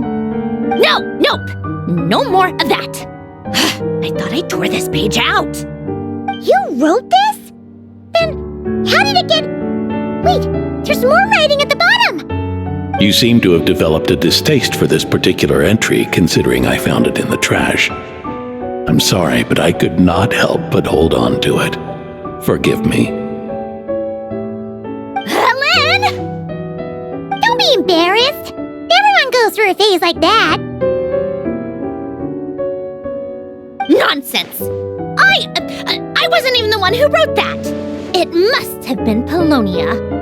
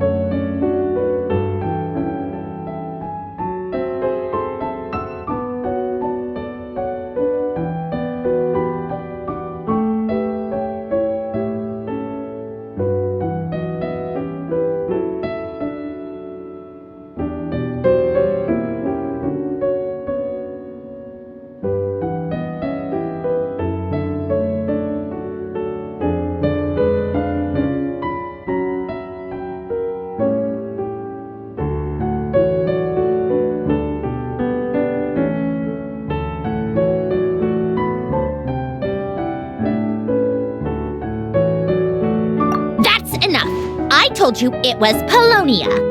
You know what? We're done with this. No more rifling around in the box. Just put it down and let me read the letter. To my little clockwork princess.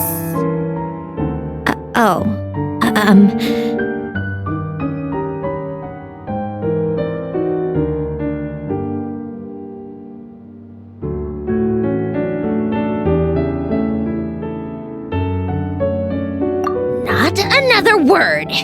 Got that? If you're reading this, You've most likely received the gift I left for you. I just hope you didn't stumble across all this while cleaning out my effects or something trivial like that. I once asked if there was something you wished for. Do you remember that? I wonder if time has changed your answer. Regardless, I have another gift. A formula that will allow you to come face to face with the anomaly inside of you. If you even still call her that. Why this gift? To understand that, allow me to wax poetic on the soul once again. I would ask you to stick with me until the end, but I know you will. You always have. I believe a person should be born twice over in their lifetime. First, there's the birth that grants us life, then the birth of the soul. It's a matter of transforming the life bestowed upon us into the life we choose for ourselves. And to do that, we must look inward. We must make a conscious choice to define the meaning of our life instead of allowing the happenstance of our existence to pass us by. This is the process of recognizing the soul that lives within us. You are my proudest masterpiece. I told you that long ago. But to me, you have never been a creation or a machine. To me, you're just like the rest of us. You have a heart. In fact, some theories think of the human brain as nothing more than a machine, and thought the product of its computations. So you see, perhaps we're not so different after all. Your inner machinery is just far more advanced than most. No matter how one looks at it, the heart is a complex thing, a place where logic and reason collide with our emotions. Your computational capacity allowed you to become sentient and develop logical reasoning, but it also granted you something that, on the surface, might seem contradictory: emotion. Emotions and logic often clash with each other, and those instances of discord can accumulate over time. That is the source of what you refer to as the anomalies within you. As you told me once, you've always known what you don't want, yet you've never wished for anything in particular. Similar to how a blind person can feel when a part of their body is in pain without being able to fully visualize its form, such is your relationship with your soul. So, what I leave you now is this: a formula that will allow you to see the shape of your soul. For if you want to protect your heart, you must first be able to recognize it within yourself. Of course, whether you use it is entirely up to you. You are, and always have been, free to do as you wish. Regardless, whether by my formula or some other means. I trust you will know your heart one day. You always were a fast learner. And the smartest person I've ever known. Ellen. Oh.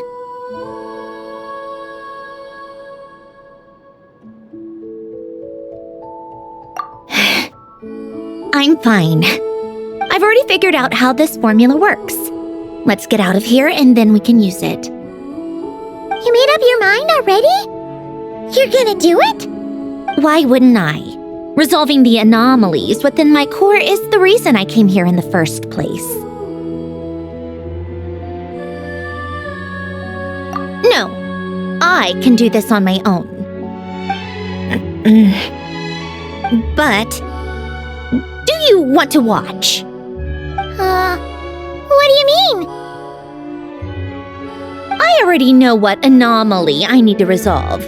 Like Alen said, she's an amalgamation of all the times my logic algorithms have clashed with my emotions. And by resolve, you mean that literally, or...? Yes. But if you, let us in like that, wouldn't that mean letting us see a bunch of your, you know, inner thoughts and secrets? If what Alen said is true, then I'm about to be... born anew, or whatever. This is your chance to be lucky enough to witness it. Besides, you already read my whole diary. When it comes to keeping my innermost thoughts to myself, well, I think that ship has sailed. You're really sure about this? How many times do I have to say it? I finally let you in as, friends, and you want to question it. I'm not gonna offer a second time. Enough with the mushy stuff. Just follow me.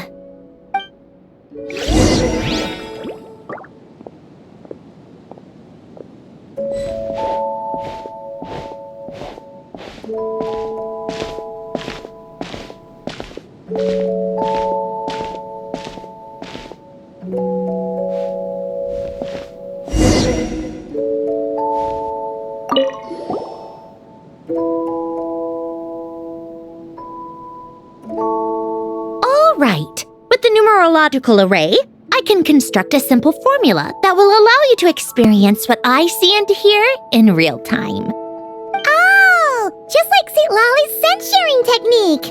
Been there, done that. Huh. Sounds like that shaman has some tricks up her sleeve. The arcane and the mathematical are both fundamental laws of this world. Being able to achieve a similar result through both isn't surprising. Anyway, let's get this show on the road. But no comments from the peanut gallery, okay? I know I offered, but I still don't want any interruptions.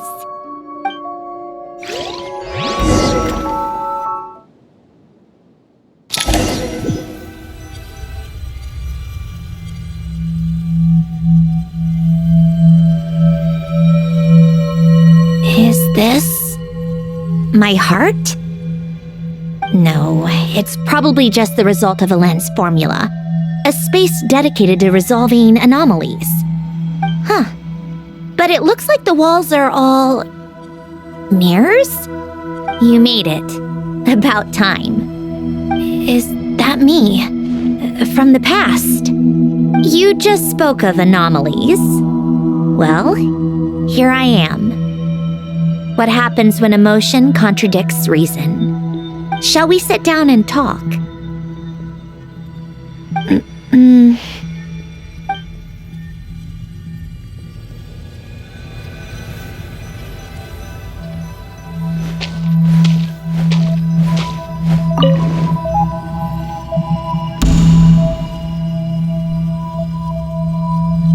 That should do it.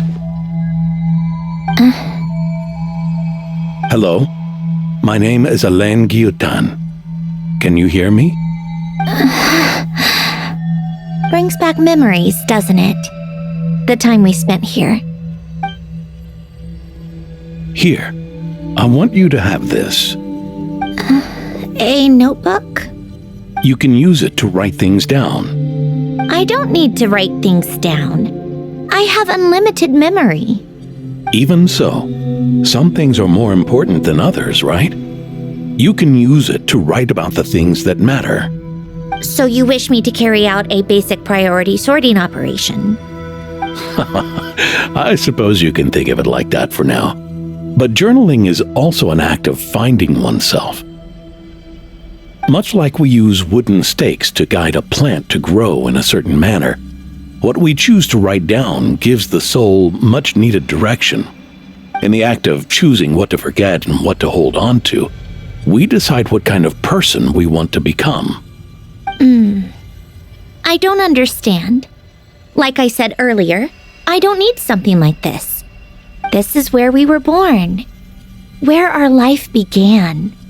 Mornings of tending to the garden, afternoons spent cleaning, reading, or studying, evenings of cozying up by the fire, listening to Alen share stories about his past.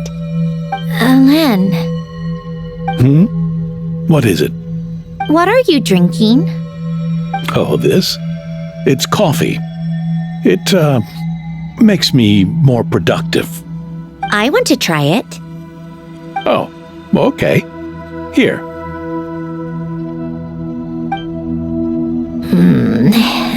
Bitter.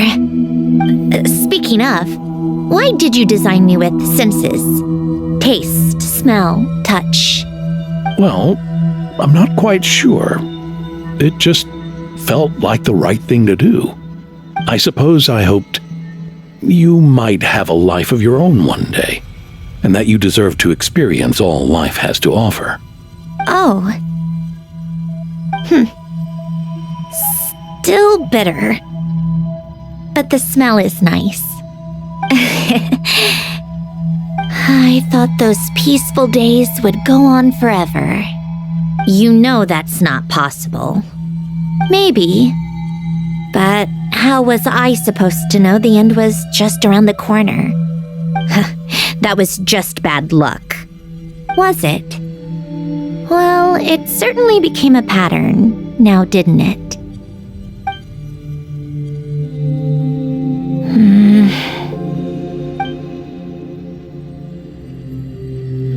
Over time, one of the habits we picked up from Alen was a love of coffee. We even took to hosting tea parties. A machine acting like a human. Kind of laughable, right? I suppose that's just what I'm used to. Yeah, that's just what we're used to. Hey, this place isn't half bad. Great spot for a party. More and more people seem to be showing up to my tea parties uninvited. Anyone care to explain? Can you blame me? I saw Columbina leading Capitano somewhere, and I had to see what that was about. I had simply asked Columbina where I might find Arlecchino. I have business to discuss with her, and Columbina suggested looking here. Tartaglia and I were unaware that this was a private gathering. Apologies for the intrusion. It won't be for long. Whatever. Just add it to the list of annoying things that have happened today. What's one more? Since you're here, you might as well stay for a cup of tea. See? Told you she wouldn't mind. Much obliged, Sandrone. Well, look who we have here. Good thing I brought extra desserts. This has turned into quite the occasion. Capitano, I was just about to go find you. Pardon the intrusion. Rest assured, I won't sully your gathering with talk of work. We can have our discussion later. Spoken like a true gentleman. A certain unmannered 11th seat could learn a thing or two. You know, you really should start being nicer to me, Rosaline. Or I might just snatch that 8th seat right out from under you. I'd like to see you try. If you're gonna fight, take it outside. The only mess I plan on cleaning up is tea-related. I still still don't understand how our quiet afternoon turned into such a crowded gathering. One by one, people just kept barging in. And then, one by one, they left without a word. Yeah, pretty annoying, huh?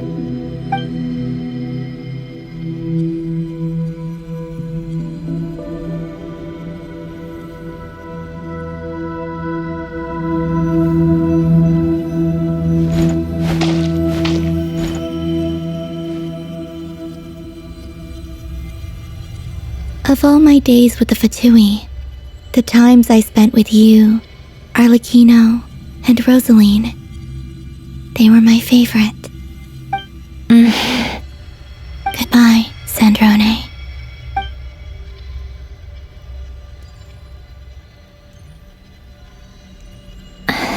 Don't go, Columbina.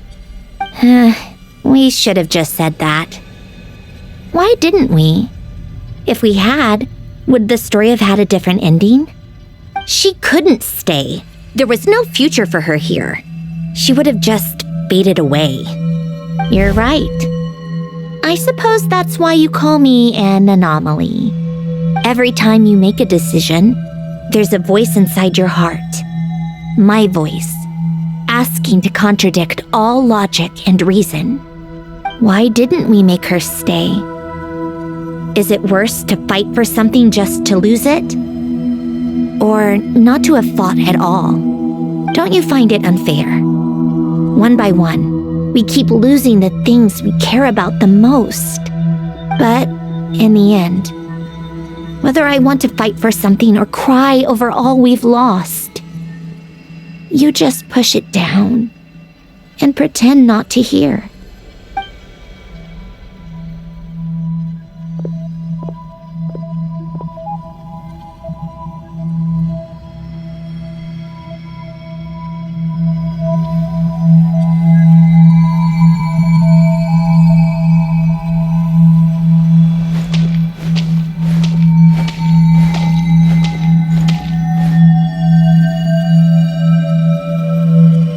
Now, even Polonia, the other half of Elend's legacy, the last remaining member of our family, even Polonia is no longer with us. I did everything I could, but it's just like Elend always said. Polonia was one of a kind. There was no replicating what he managed to create. Don't you feel like our connection to the past is fading bit by bit? Like, even the things we have left are slowly slipping away. I suppose. But you can't move through life without having to say goodbye. And even as we experience loss, there are always new things to be gained. Ever so logical.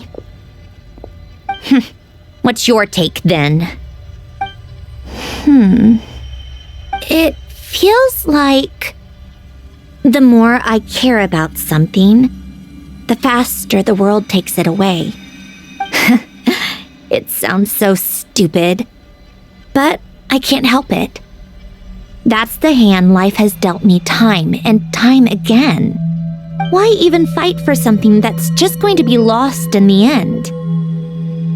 Better to never have had it at all. Better if it would all just disappear. Dark, I know. But the heart wants what it wants. Maybe the stellar linchpin appeared because of me.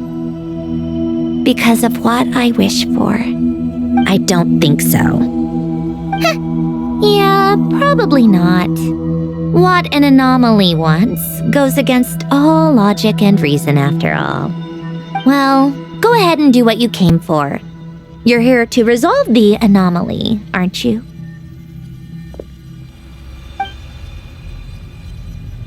Yes. What's it gonna be? Keeping me imprisoned here like before? Or eliminating me entirely, like debugging a code? That might actually be a mercy. I don't care. I just don't want to experience the pain of loss ever again. Go ahead. I'm ready.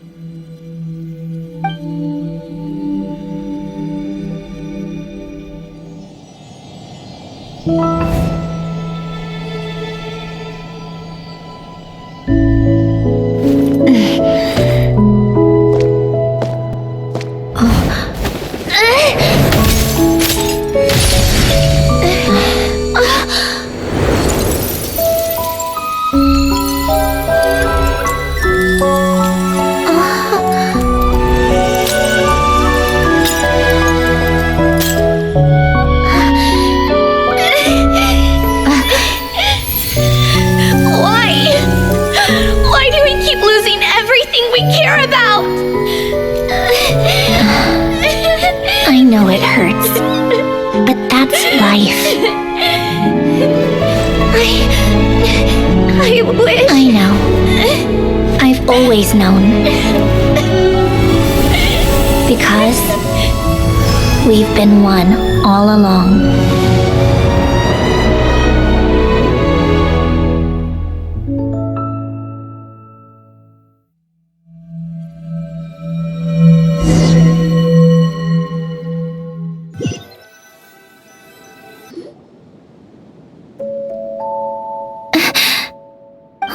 Sandrone? I'm fine. It's okay to cry, you know. Cry?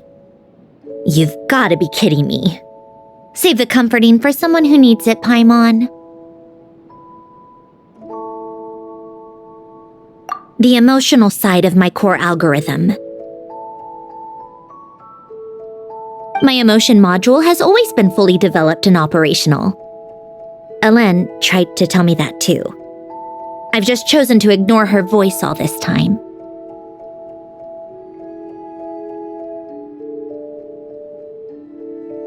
I suppose. Come to think of it, it's kind of like the aquarium on the ship. The aquarium? The old me took one look at it and saw something I would inevitably lose. So I stopped putting in the effort. Then, one by one, the fish all swam away, and the place became even more bleak and depressing. Pretty pathetic, right? Don't say that. A lot of people would feel the same. It just shows how much you care about what you have. Now? After seeing what you've done with the aquarium, I have to admit, I think it's beautiful. It's like you said, we get to keep the things we gain along the way. And those are things that can never be replaced, because we choose to hold them in our hearts. Well said.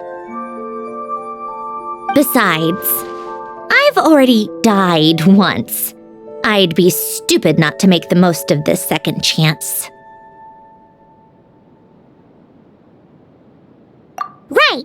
Earlier your inner self, mentioned something about her wish. What was it? You think that's something you can just ask and I'll tell you? Think again. I may have accepted my emotional self, but I'm not about to go all soft and mushy on the inside and pour my heart out.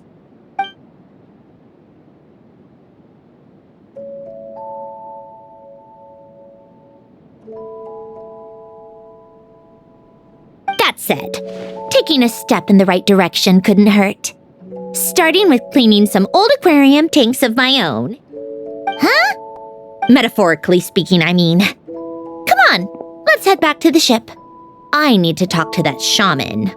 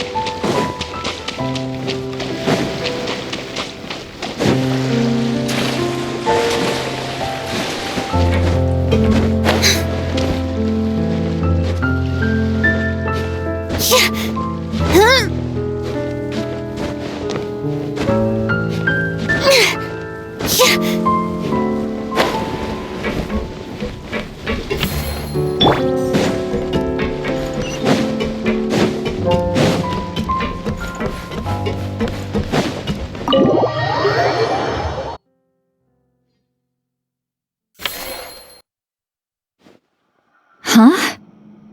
Resentful lost souls? You couldn't get comfortable sleeping near the Opera Epicles, right? Well, I bet that's why. The Fountain of Lucine is where all the water in Fontaine gathers. So that's where the emotions within the water converge as well. Hold on. If it's souls we're dealing with, feeling uncomfortable should have been just the beginning. I should have been able to hear their voices or something. And under normal circumstances, I'm sure someone of your talents would have.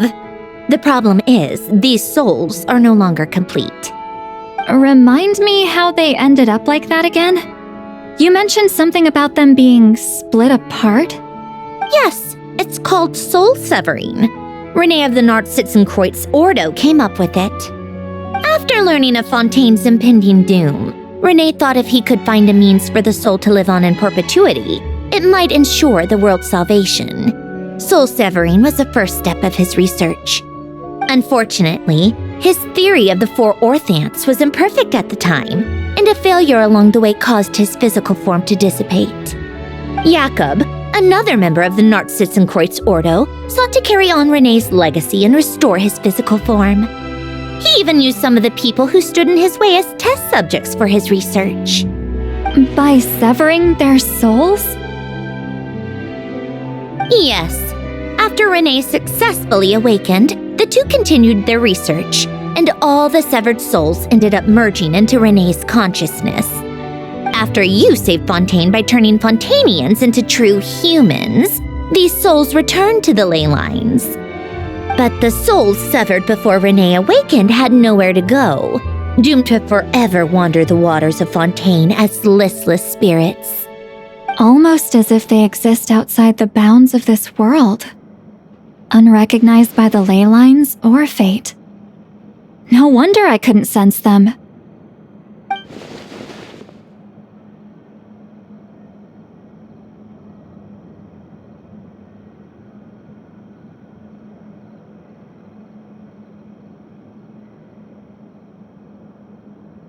Not only that, but over time, they began to fuse with other entities.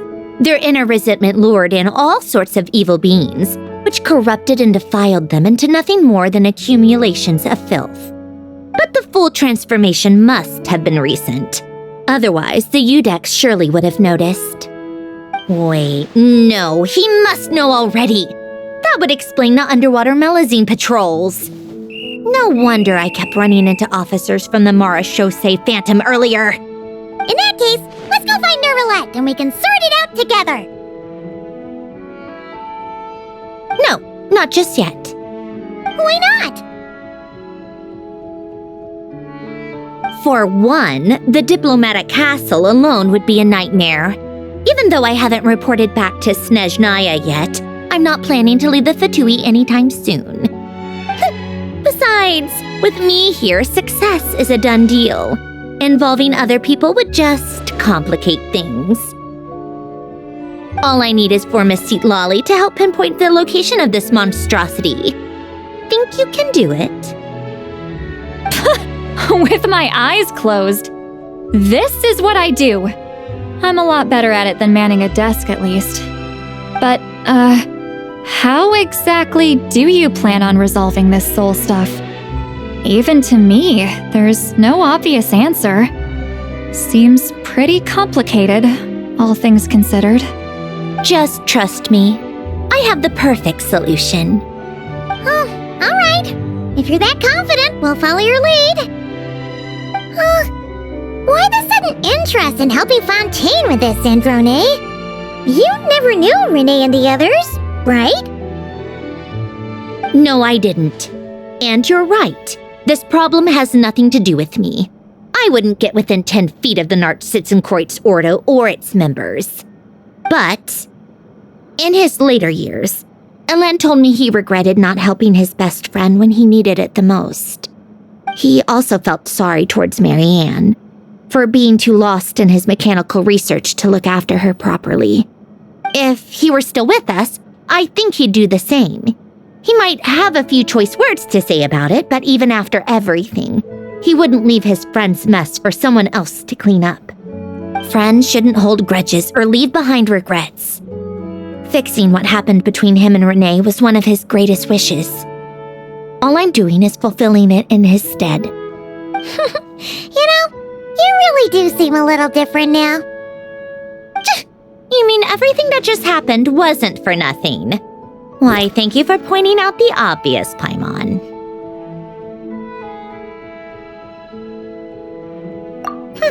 Just washing off the grime of the past. Turns out, a lot can build up after being ignored for so long. What's this about aquarium tanks all of a sudden? They go off on some grand adventure and what? Now they have their own private code? Stupid. All right then, Lolly. Tracking this thing down is up to you. Huh? Oh, right. No problem. You got this, Granny Eatsley!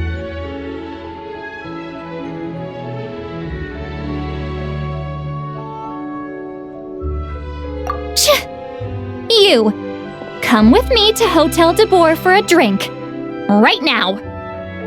Why? Because I said so! Miss Guillotin, I'll report back on the location tomorrow morning. Just need a drink or two first to bolster me up. Well, don't let me keep you. All right, you. Time to go.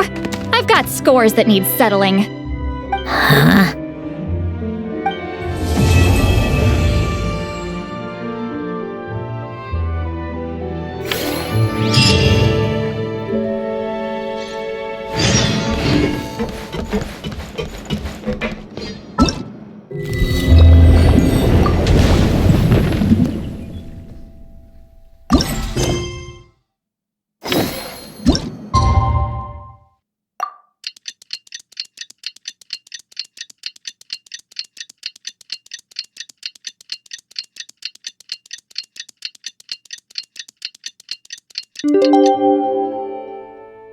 Time to meet up with Sandrone! Wonder if Lolly was able to pinpoint the location. Well, we should know soon. Let's just hope it all works out.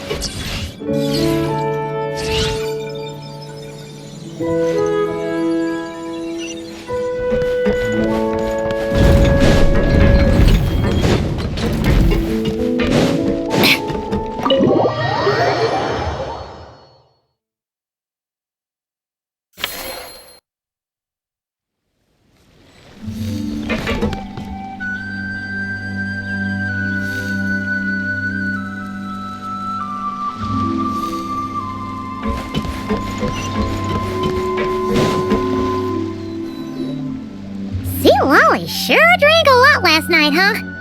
Wonder if she's even awake. Good morning. Columbina! Oh, you sure know how to make an entrance. What are you doing here? We just finished filming a last-minute scene, so I came up to get some fresh air. The others are still down below discussing what the final scene should be. You mean, how it should end? Yes, they're torn between whether the heroine should reunite with her old friend or not. Ah, because the whole point is that she came to her friend's homeland to search for her, right? Oh, Paimon almost forgot the plot! Yes. Director Farina and Miss Chiori think a tragic ending where the two never meet would be more poignant.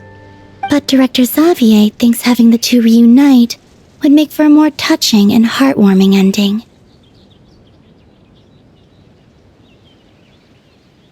Me? I'm not sure. On a personal level, of course I want to see her again.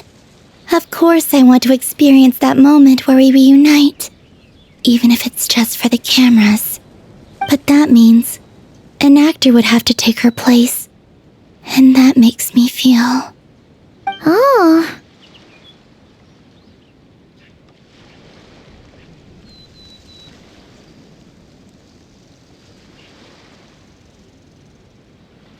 Huh?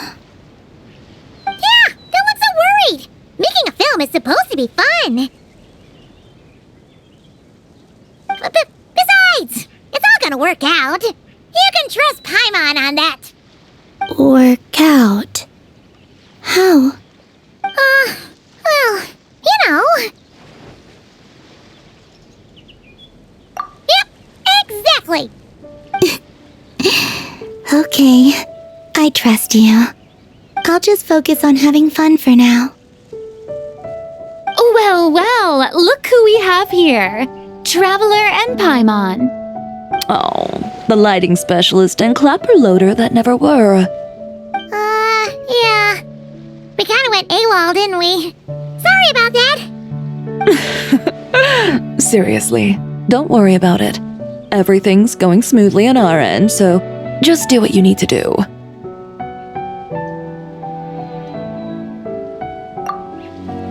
You seem to be in better spirits now, Miss Columbina.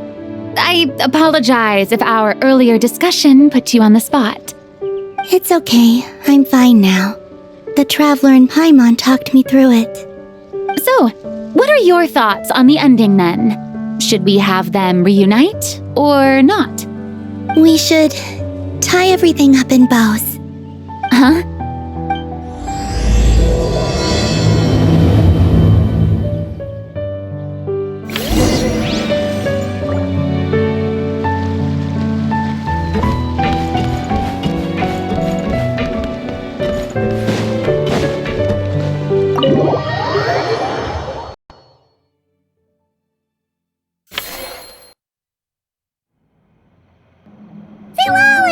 We're here!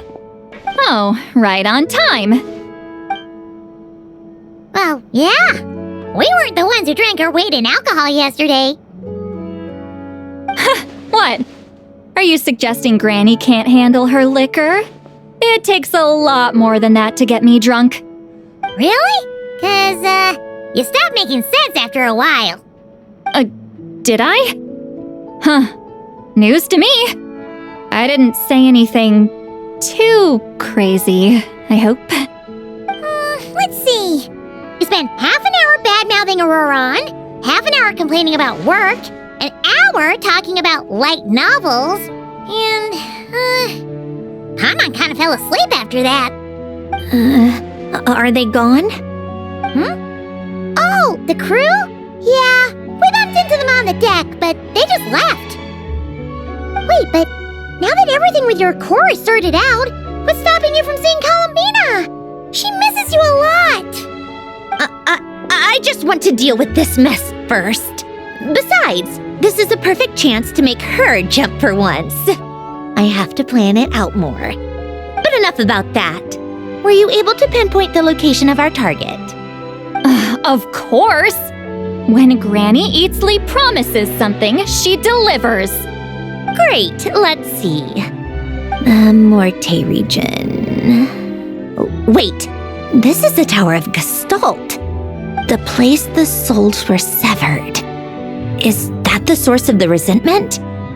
Or is it the Narcissenkreuz Ordo in general? Let me come with. This thing's movement isn't fixed. If it's not at this location when we get there, I can use a ritual to summon it. You've already gone to more than enough trouble. I don't mind. These old bones have nothing better to do anyway. Summoning a spirit isn't going to do me in. Besides, if I don't go, they'll just have more inside jokes I can't join in on. All right then. I appreciate it.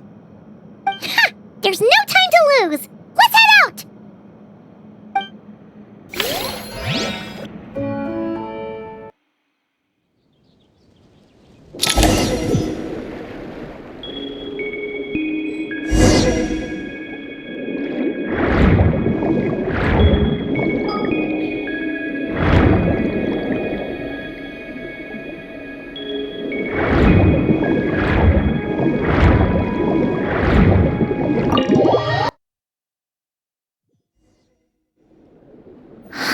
No sign of it so far. Should I start the summoning ritual? Let's drain the water from this floor of the tower first. It'll make it easier to move around. Wait, we can do that? Of course. Alan and Renee both saw the future that awaited Fontaine and even shared a few methods for waterproofing buildings. The principle behind it is, not important. Just unlock the mechanisms in the order I tell you.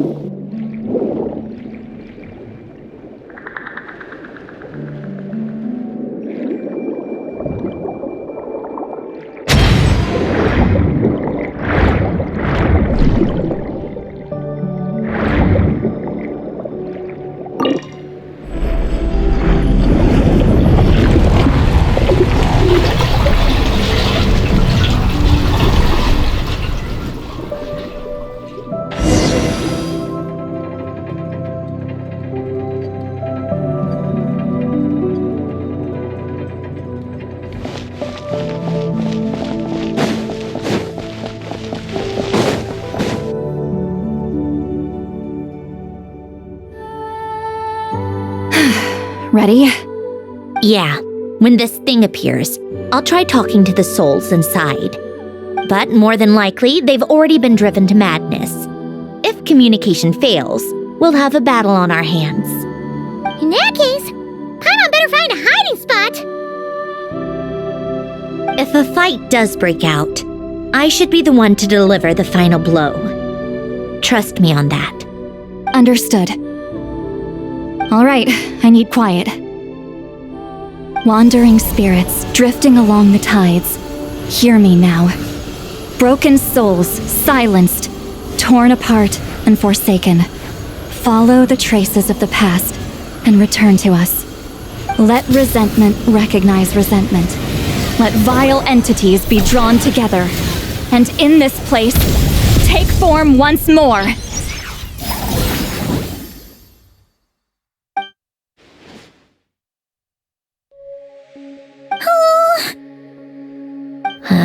What now? Is that it? This is exactly why I deal in math, not magic. How are we supposed to know what stage the spell is at? It's like there's no logic to speak of.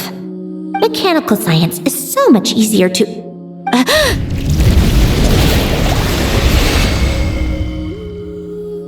Watch out!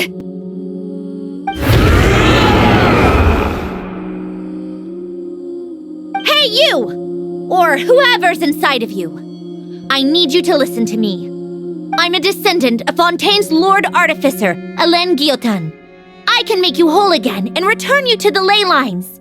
You just need to work with me here.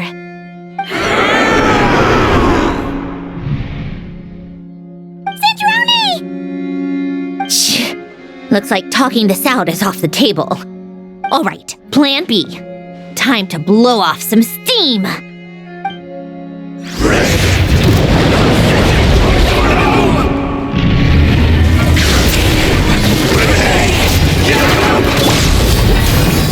You're pushing out the wrong person! I didn't even know them!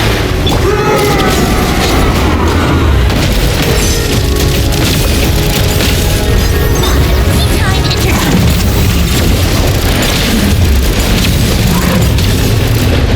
Take this! Suffer the wrath of Eastling!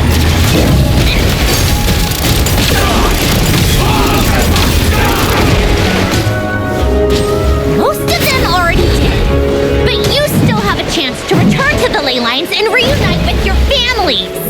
Just work with me here!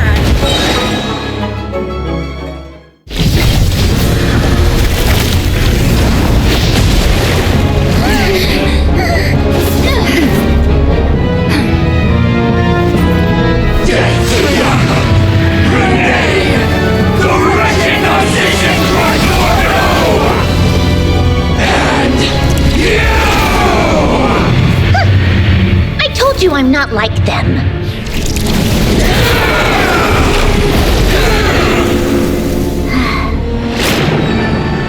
I'm stronger. Inverted. World formula. Reversion.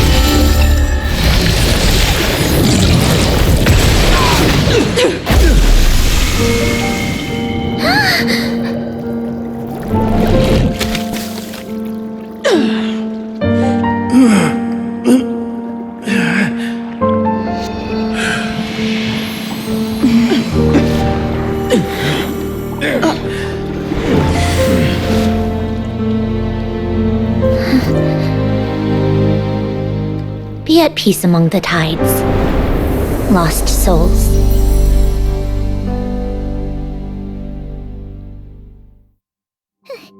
Is it over? Yep, told you it'd be a piece of cake. How did you do that back there? That creature was nothing special. Add a bunch of souls with nowhere to go, a touch of malicious energy, a few impurities, and a whole lot of resentment, and that's what you get.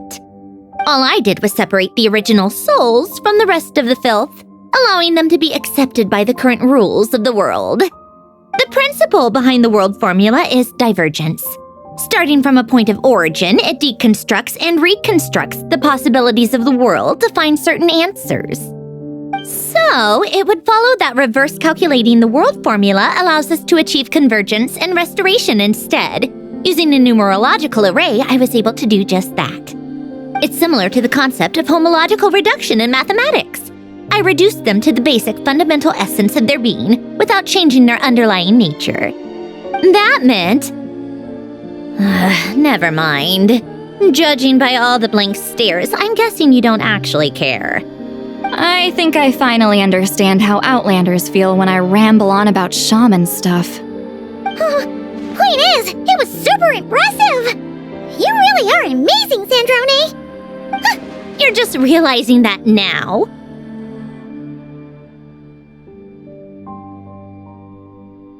Ahem. Enough about that. We should get going. I'll go reset the mechanisms inside the tower. See you back on land.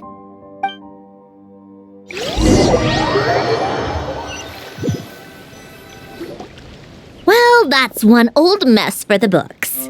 Glad to have that over and done with. Feels nice to do a good deed every once in a while. You helped everyone out a bunch and not cry too. Kinda seems like you're just a good person at heart. I wouldn't be so sure. I'll be heading back to the Fatui soon enough. You two are too trusting sometimes. Fine. Just don't say I didn't warn you when it comes back to bite you. Well, where to next? Back to the ship? Yeah! Your personal business, the Narcitsan thing, it's all resolved. That means you can see the people that need seeing now, right, Centroni? Oh, everyone's gonna be so happy you're back! You wouldn't catch me dead admitting to this before, but... yeah, I really have missed everyone. Columbina's a special case, though. This time, I'm definitely getting her back for all her annoying antics over the years.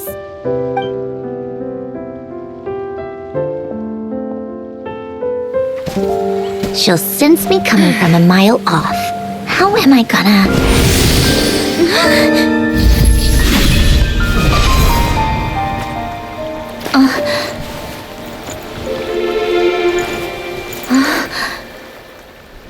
Sandrone? Is it really you? You're back? You didn't tell me. You avoided me. Why?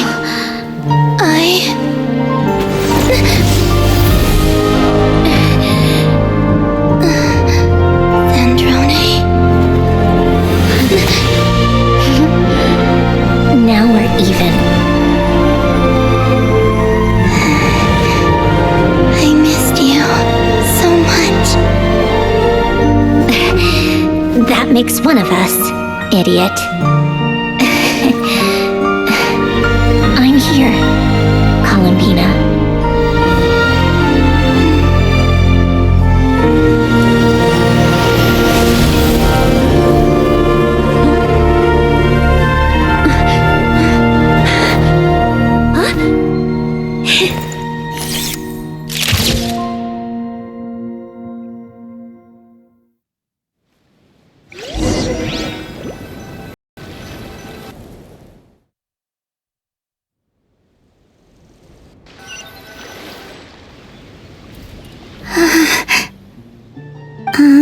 Sandrone. Don't ruin the moment. Or I'll start thinking about how you teleported me to a random location after I explicitly told you to stop doing that. And scene! Bravo! Bravo! We got it! This is exactly the ending I was hoping for. Huh? Where did you just go, Miss Columbina? You vanished! And then the next second you were back hugging this, new friend here. That was all on camera? Yeah. Well, the camera was already rolling and it happened so fast, so... yeah. Hold on. This must be... Yep, my best friend. The one I was looking for. I never thought I'd actually get to see her again. I'm just... so happy. Plus, the film got a happy ending too. It's all thanks to you, Sandrone. Sandrone? You couldn't stop being annoying for 1 second! Columbina!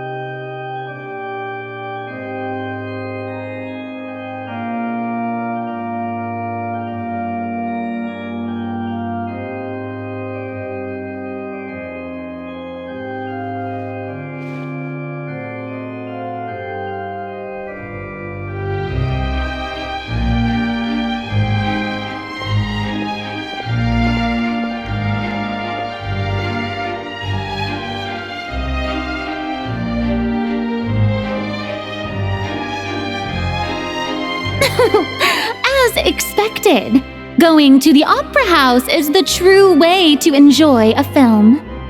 You get to see the audience's reaction in real time, too. The ending seemed to be received quite well. I can't believe you let us include that in the final cut, Sandrone! You even agreed to help us reshoot a couple of shots. Thanks a million. Most of it was caught on camera already, so it's not like I had much of a choice. Besides, the film I'm in is going to be anything less than perfect. What are you laughing at? Nothing. It was just interesting to see us on screen together. I'm glad this moment is going to be preserved forever. Just a pity we didn't take home the Farina Award this time around. Well, artistic films can rarely compete with commercial ones. You should have prepared yourself for this the minute you changed the script. True. Oh, did I hear someone mention the Farina Award? Come on, don't gloat! I won't. Our crew winning the Farina Award was a team effort after all. Costume design, script adaptation. Ooh, and the practical effects were so realistic. The flames and explosions even made me jump while we were filming. A lot of the effects were based on actual items the Special Patrol confiscated from criminals. Who knew they'd serve another purpose, right? But it turned out amazing! Really brought the thrilling scenes from the novel to life. Fontaine's film industry is seriously impressive. Which film did you vote for, Silali? Isn't it obvious? Great Detective Herlock, of course! That's the whole reason I'm here! You all should be proud, though.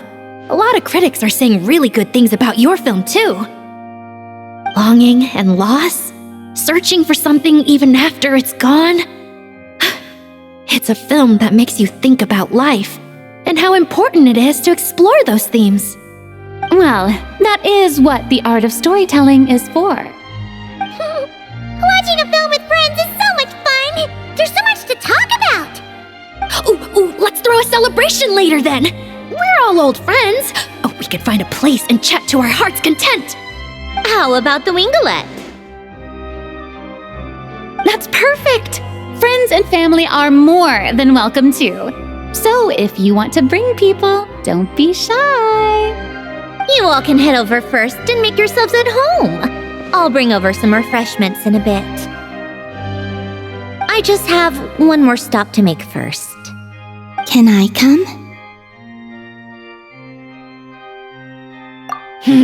Fine. Not like you'd listen if I tried to stop you.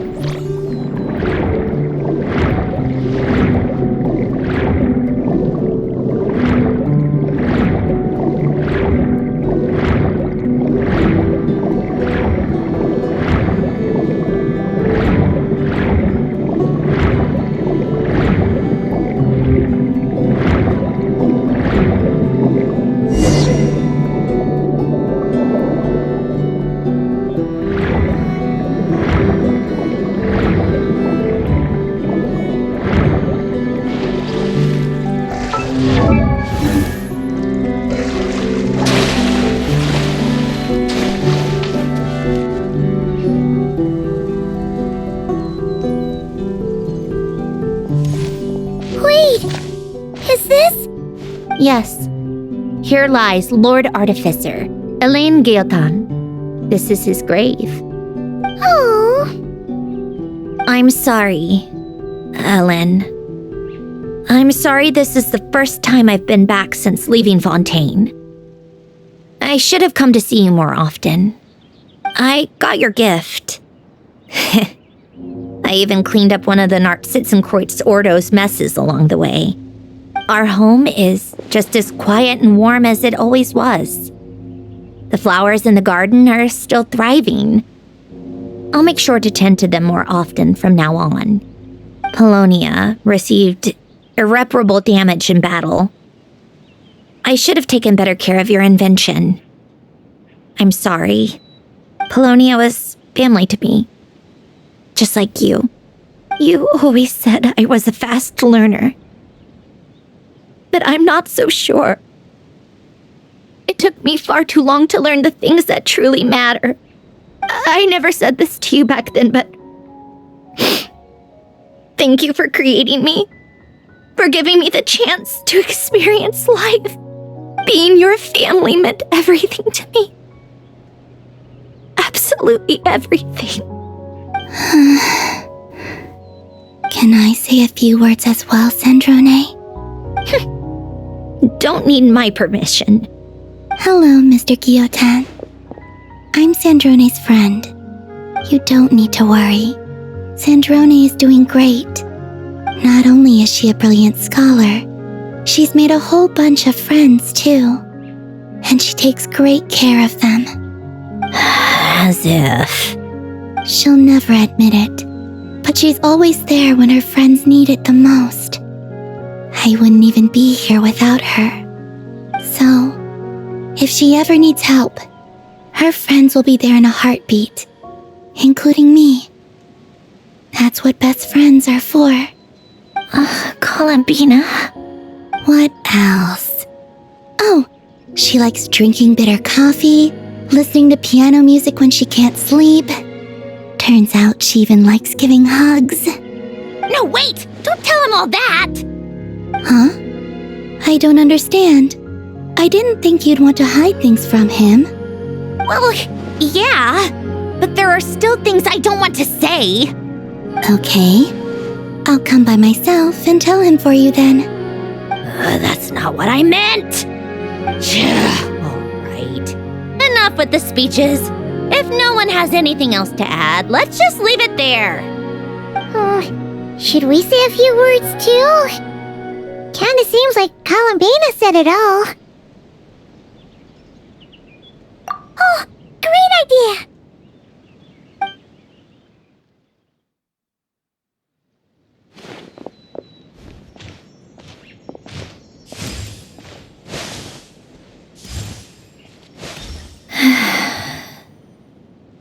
Goodbye, Ellen.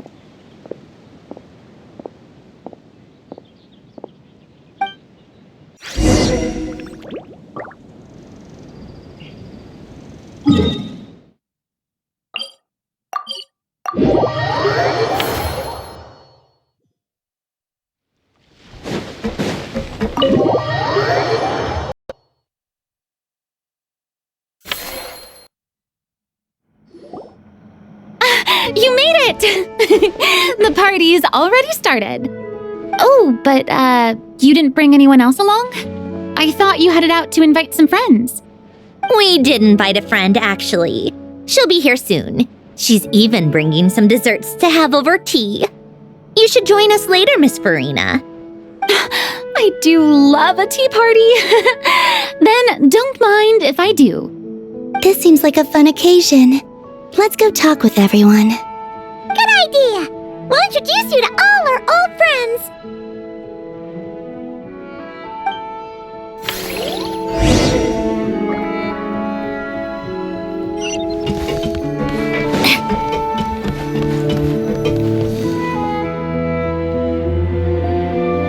You made it.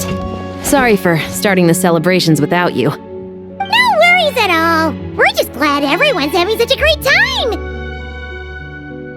Oh, right. You've probably seen them around already, but let us introduce you for real. This is Miss Columbina and Miss Guillotin, right?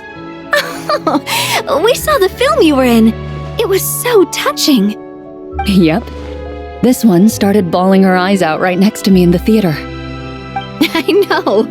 I didn't bring nearly enough tissues. Thanks. We saw your film too. I memorized all your names. Oh, guess we can skip the introductions then. Our effects were pretty over the top, right? Some of the extras in the big scenes were actual members of the Spina di Rosula. So basically, your contribution was creating realistic-looking chaos. That wasn't the only realistic aspect. Miss Chevres and Miss Emily were also kind enough to lend their expertise on criminal investigations and forensics. Oh, it was nothing. I was just honored to take part and help out. Wow! No wonder your film turned out so good! You basically had an expert in every field. Talk about a stacked crew! Oh, speaking of, want to join in on a round of tabletop troupe later, Miss Columbina and Miss Guillotin? I mean, what better place for a party than a party? Here we go again. That sounds interesting. Yes! Persuasion successful! What about you, Miss Guillotin? I guess one round couldn't hurt. Critical success!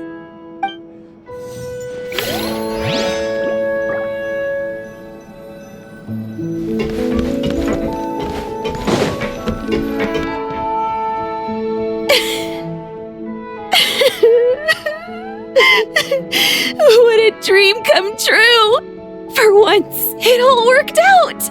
I can die without regrets! Let's not get too ahead of ourselves, Director Lapine Pauline. What was in that piece of cake you just handed her, Escoffier? Bromaritime flowers, eggs, flour, same as all the other pieces. What, you think I tampered with it? Playing a detective in real life now too, are we? Oh, it's so delicious! I'm so happy! My life has peaked!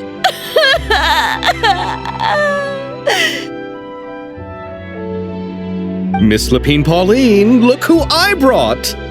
Master! Wait, what happened to your face? Why are you crying? Never mind my face.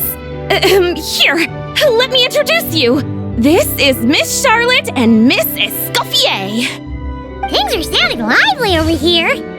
Oh, look who it is! Perfect timing. I was so busy with the shoot, I feel like we barely got to talk. And the elusive Miss Guillotin. It's great to see you. Thank you so much for letting us use the boat free of charge. That was so generous of you. Oh, right. Introductions. This is Miss Charlotte and Miss Escoffier. That's kind of you, but I didn't really do anything. If you want to thank someone, it should be the Duke or the people who keep the boat in such good shape. Right. I'll head over in a bit and do just that. Miss Columbina? Yes?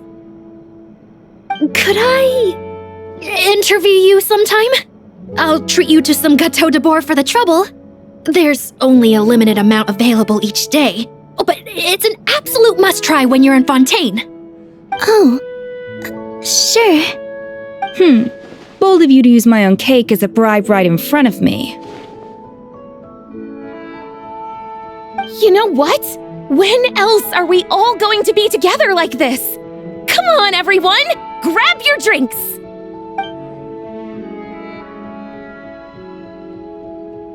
Are we going to toast? Yup! Come on!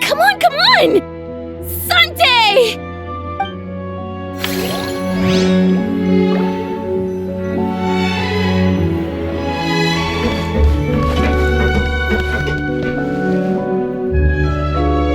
Granny Eatsley, you're really not going to let us borrow these cute little stuffed toys for our magic show? First of all, Seat Lalin and Eats Papa are Chi-Chi meal. They have inauspicious stars sealed within them, and they're my helpers, not toys. But the Grin Malkin Cat and Boggle Cat box are Linny and Lynette's helpers. And they still make good partners on stage. Agreed. We've never had a Chi-Chi meal pop out of our hats before. It would be quite the surprise. I think the audience would love it. If this was the Masters of the Night Wind, these kids wouldn't have even had the guts to say my name, let alone pester me like this. I'm terrible at dealing with requests like this. Oh, Traveler, quick, save me! You think you're so funny. Lady Sandrone. Lady Columbina. Hello. Don't look at me like that. I don't have any mechanisms for you to break. Don't be fooled by my sister's demeanor, Lady Sandrone. She's just as delighted as the rest of us to have you back. Well, I suppose when I'm not so busy, I could find some time when Arlecchino is around and bring over a few gifts to the House of the Hearth. You're too kind, Lady Sandrone. I'm sure just your visit alone would make Father more than happy. I just need to borrow them for a bit. I'll pull them out of my hat, give them a quick hug, then give them straight back. When did hugging become a part of it? Oh! I could lend you pair, so you have something to hug in the meantime. He gives really good hugs. I don't need something to hug in the meantime. The issue was never the hugs. How about this? You can have 2 VIP tickets right next to each other. Excellent view. Right next to each other?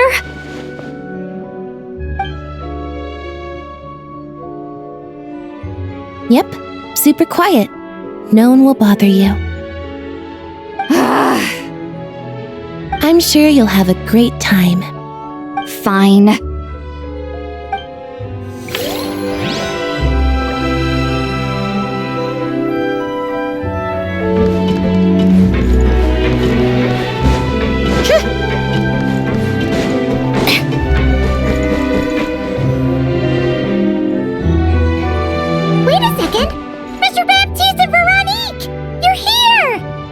Friends of yours? Veronique is the prop manager for Musketeer Pictures, and Mr. Baptiste is the author of The 2 Musketeers. Yeah, former prop manager. Now we're just 2 criminals serving our time. Thanks to Duke Risley and Nurse Sigewin looking out for us. Not too bad, actually. You make it sound like I'm giving you special treatment. I just think the method of justice you chose to pursue is one people can respect. You are far too modest, Your Grace. The only reason we were even able to come to the surface for the festival is because you fought for it. It's also just good for the physical and mental health of the prisoners in general. Anyway, I suppose I have you to thank for keeping the Winglet in such good shape. I never knew she could look so striking. I didn't do anything special. It was mostly the Traveler and the others. Don't sell yourself short, Miss Guillotin. You are the current captain, after all.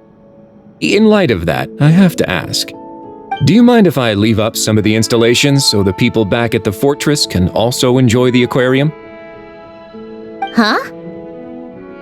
Like I said before, I just think it would be good for the inmates who clean and maintain the Winglet to see their work put to good use. Besides, maintaining an aquarium is sure to be a lot more interesting than scrubbing rust off the walls and deck. Of course I don't mind. I'm grateful you even want to keep it. Great. Then it's decided. That's amazing, Sandrone. We should go hang out at the Fortress of Meripede later, then. You do know you just invited me to hang out in prison, don't you?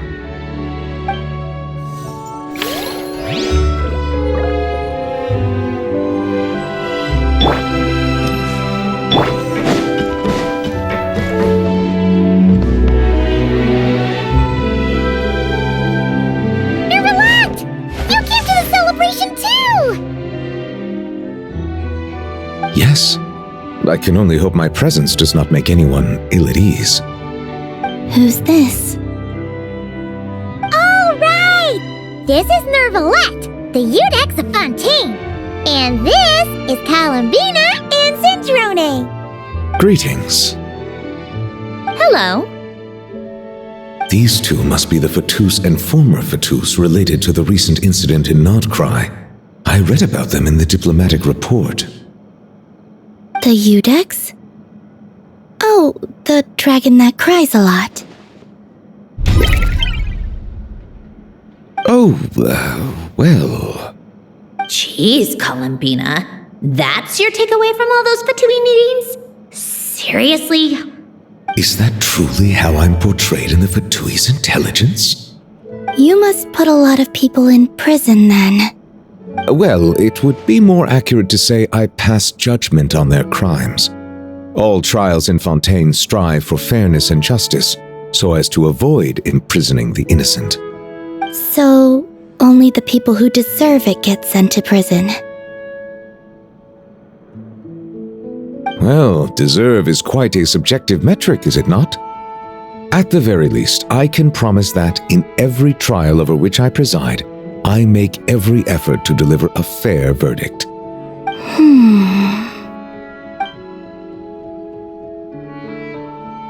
Yeah. Oh, for the love of...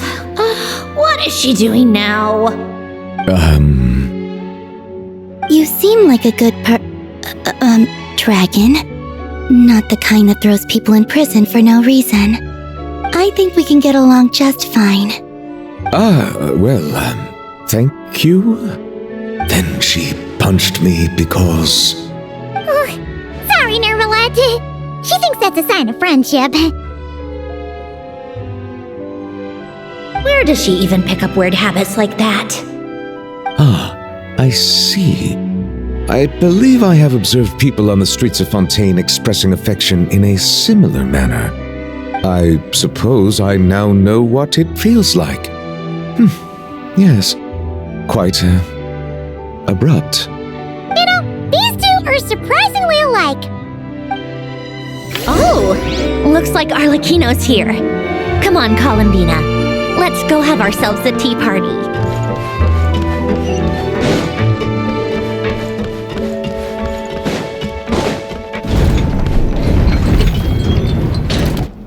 Well, it's been quite some time since the three of us gathered to drink tea like this.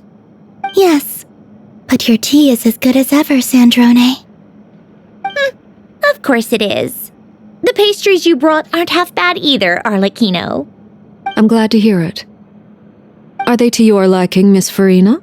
If I remember correctly, this particular cake is your favorite. Yes, thank you. The tea and pastries are absolutely delicious. I can't believe I'm casually sipping tea with 3 harbingers. Or are some of them former harbingers? Who knows?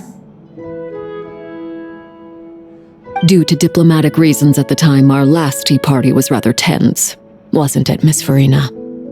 You have my apologies. But this is simply a casual gathering of close friends. So I do hope you can relax and enjoy yourself. Of course! I appreciate the hospitality, in both cases. Next time, let me be the one to treat all of you. I'm sure we'd all be delighted to have you join us more often. The same goes for you two. Of course we should do this again! We've all been through thick and thin together by this point.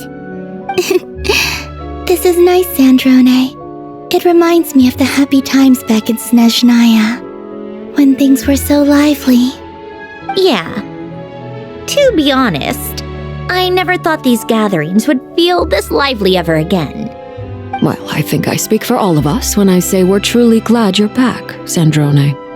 Me too. I've realized that holding on to what matters doesn't just mean protecting what you already have. By reaching out and striving for something new, you can gain much more than you think. No, that certainly doesn't sound like something the old you would say. Well, I'm only going to say it once, so don't get used to it. Who knows? Perhaps your tea parties will only get livelier from here on out. Once you return to the Fatui, we'll have more opportunities to keep in touch in any case. I want to spend more time together too. But I don't want to go back to the Fatui. Well, Notcry isn't too far from Snezhnograd. It shouldn't be hard to find a place where we can all get together. Oh, and then I can sing for you. Or put on some of your favorite music. Just like the old days. Speaking of music, I spotted a mechanical piano below deck. Is it yours, Miss Guillotin? Yes. Reclaimed, I suppose you could say. Why don't you play something for us? Huh? In front of all these people? Yes, why not? You play so well.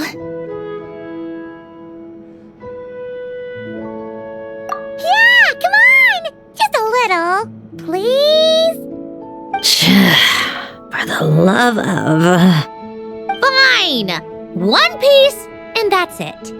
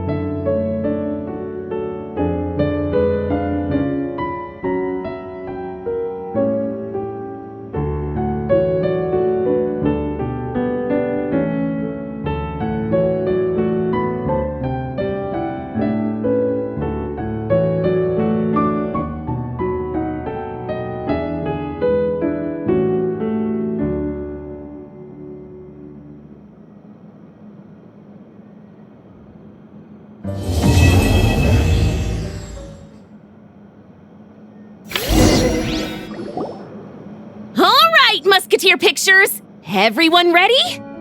I'm not sure I should be in this one. Of course you should. You might have primarily helped out another crew this time, but you're still a member of Musketeer Pictures. All right, thanks. I'll still stand a bit off to the side, though. Can I be in the picture too? Of course, Miss Veronique. I would have loved to have you in the last one too, if circumstances had allowed it. Thank you, Director Xavier. Do I really have to be front and center? You're one of the lead actors! Of course you do! Nervous, Sandrone? No! All right, look at the camera! And 3, 2, 1... Musketeer Pictures!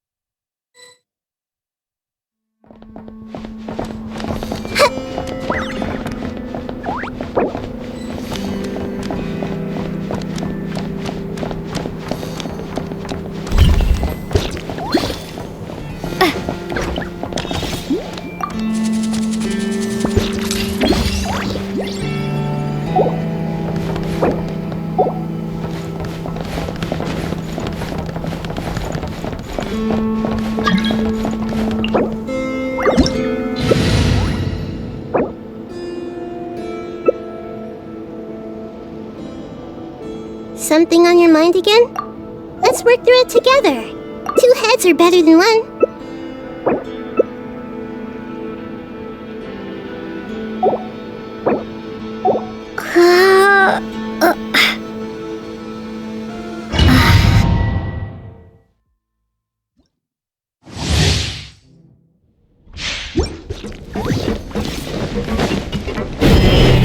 With the marrow of the 3 moons in my hand, behold the false moons fall! Through me, justice is served!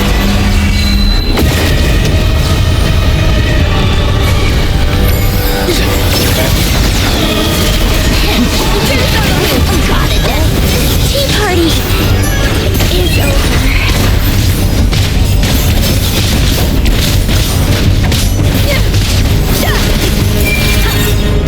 Blades of cold resolve!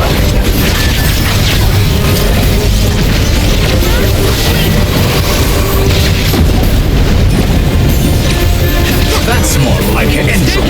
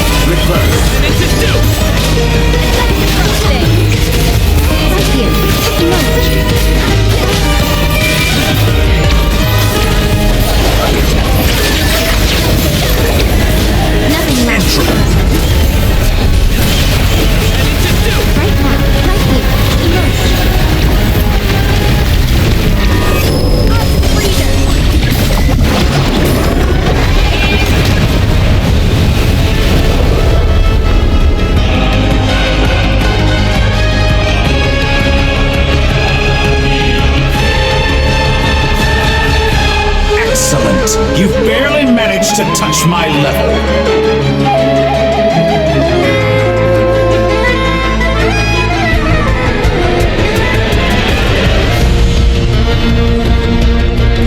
Stalling for time? How inefficient.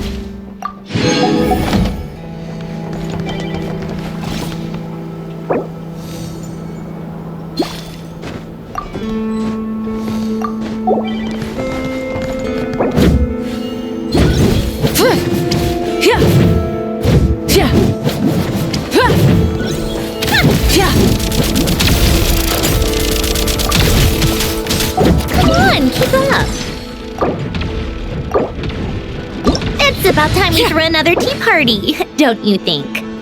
I wonder who else is free.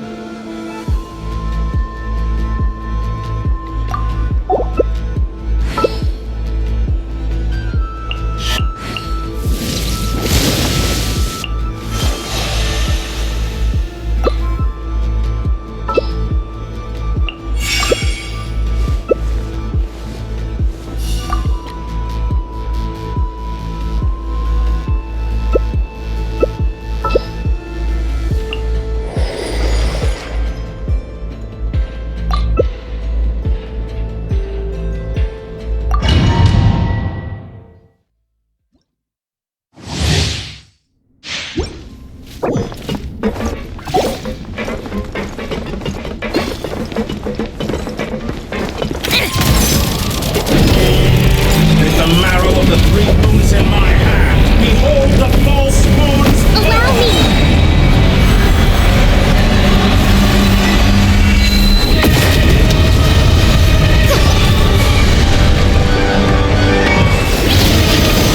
One with wind and cloud! Come on now. First and rebuild! Pathetic!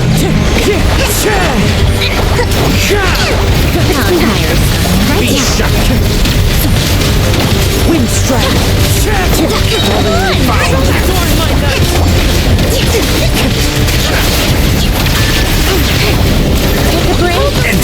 Here. Come on.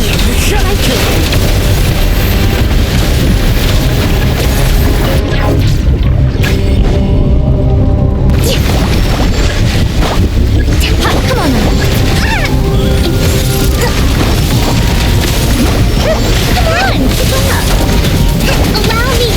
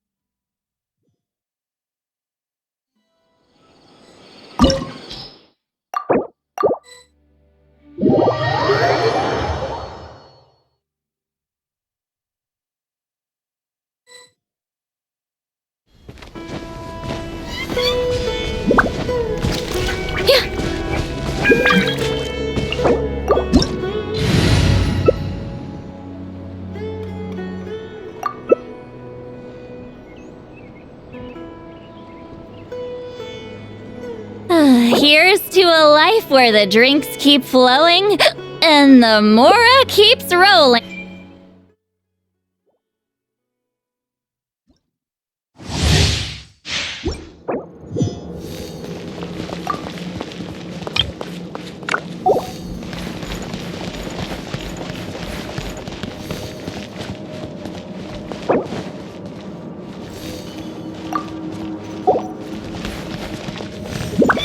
All here shall bend to my Show no mercy! I could bring you! Time to end them!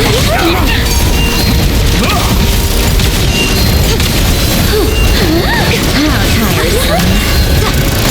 I hear it. Hey, no dying! Right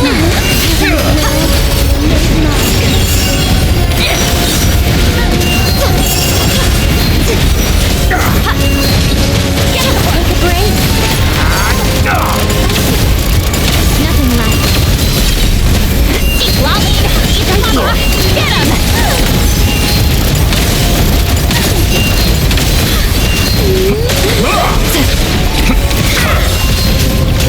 How tiresome. Emerge. What a joke. Right now.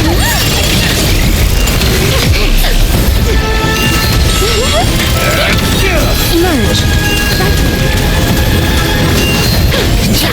Be gone. Take a break. Come on.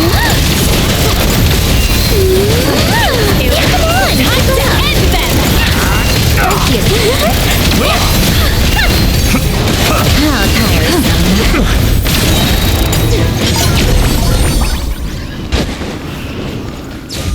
Get back!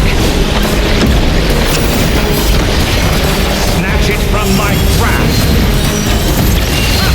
You won't distract me this time! Just like a little buzzing fly! Flying with you. Let's test my hypothesis.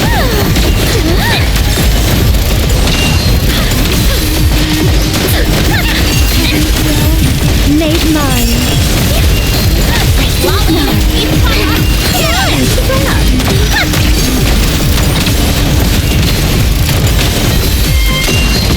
Get to work. A spot of anytime entertainment. Suffer the wrath of the enemy.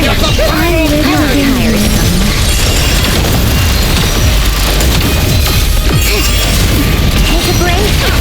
You won't distract me this time!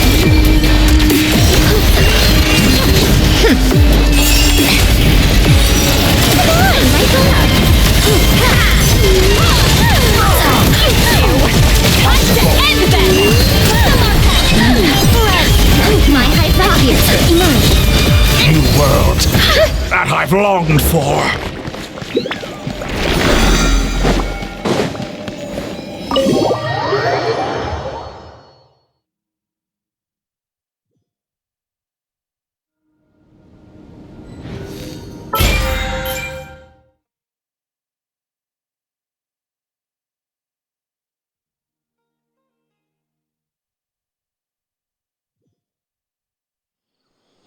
How tiresome.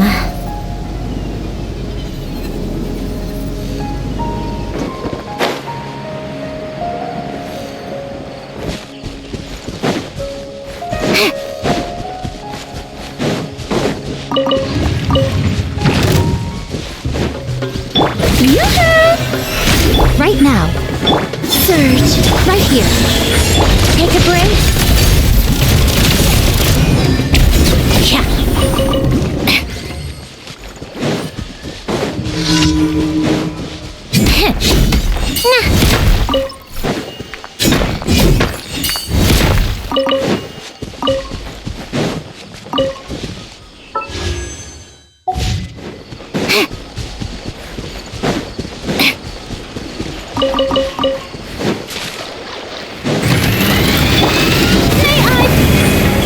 Right now.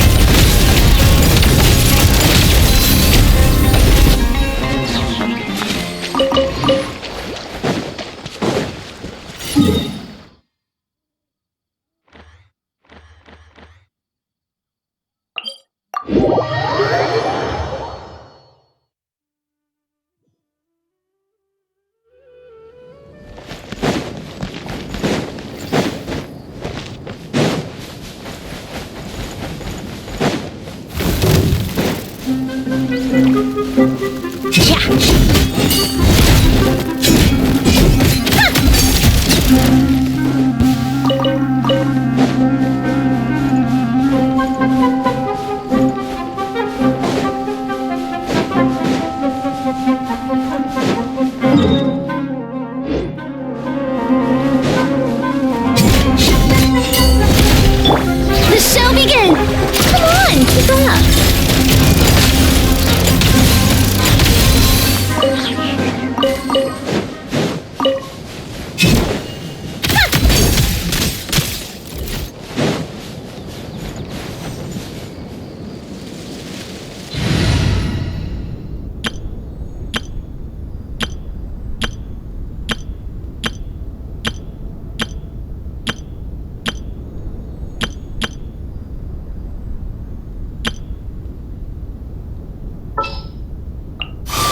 One is fast on one's feet. Try to keep pace.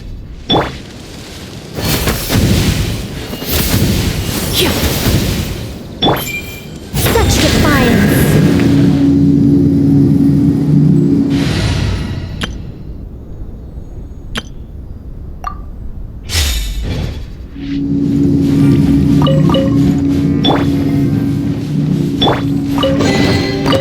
So, what's inside?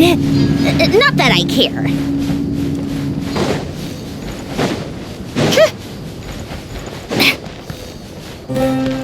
Happy to oblige.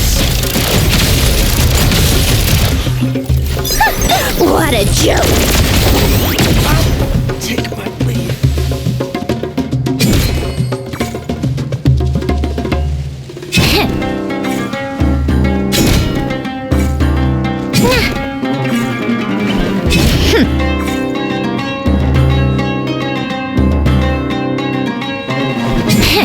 Heartless.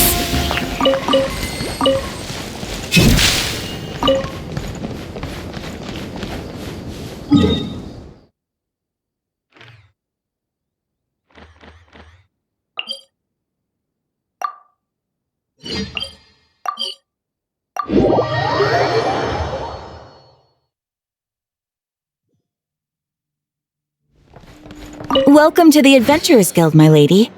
Is there something I can help you with?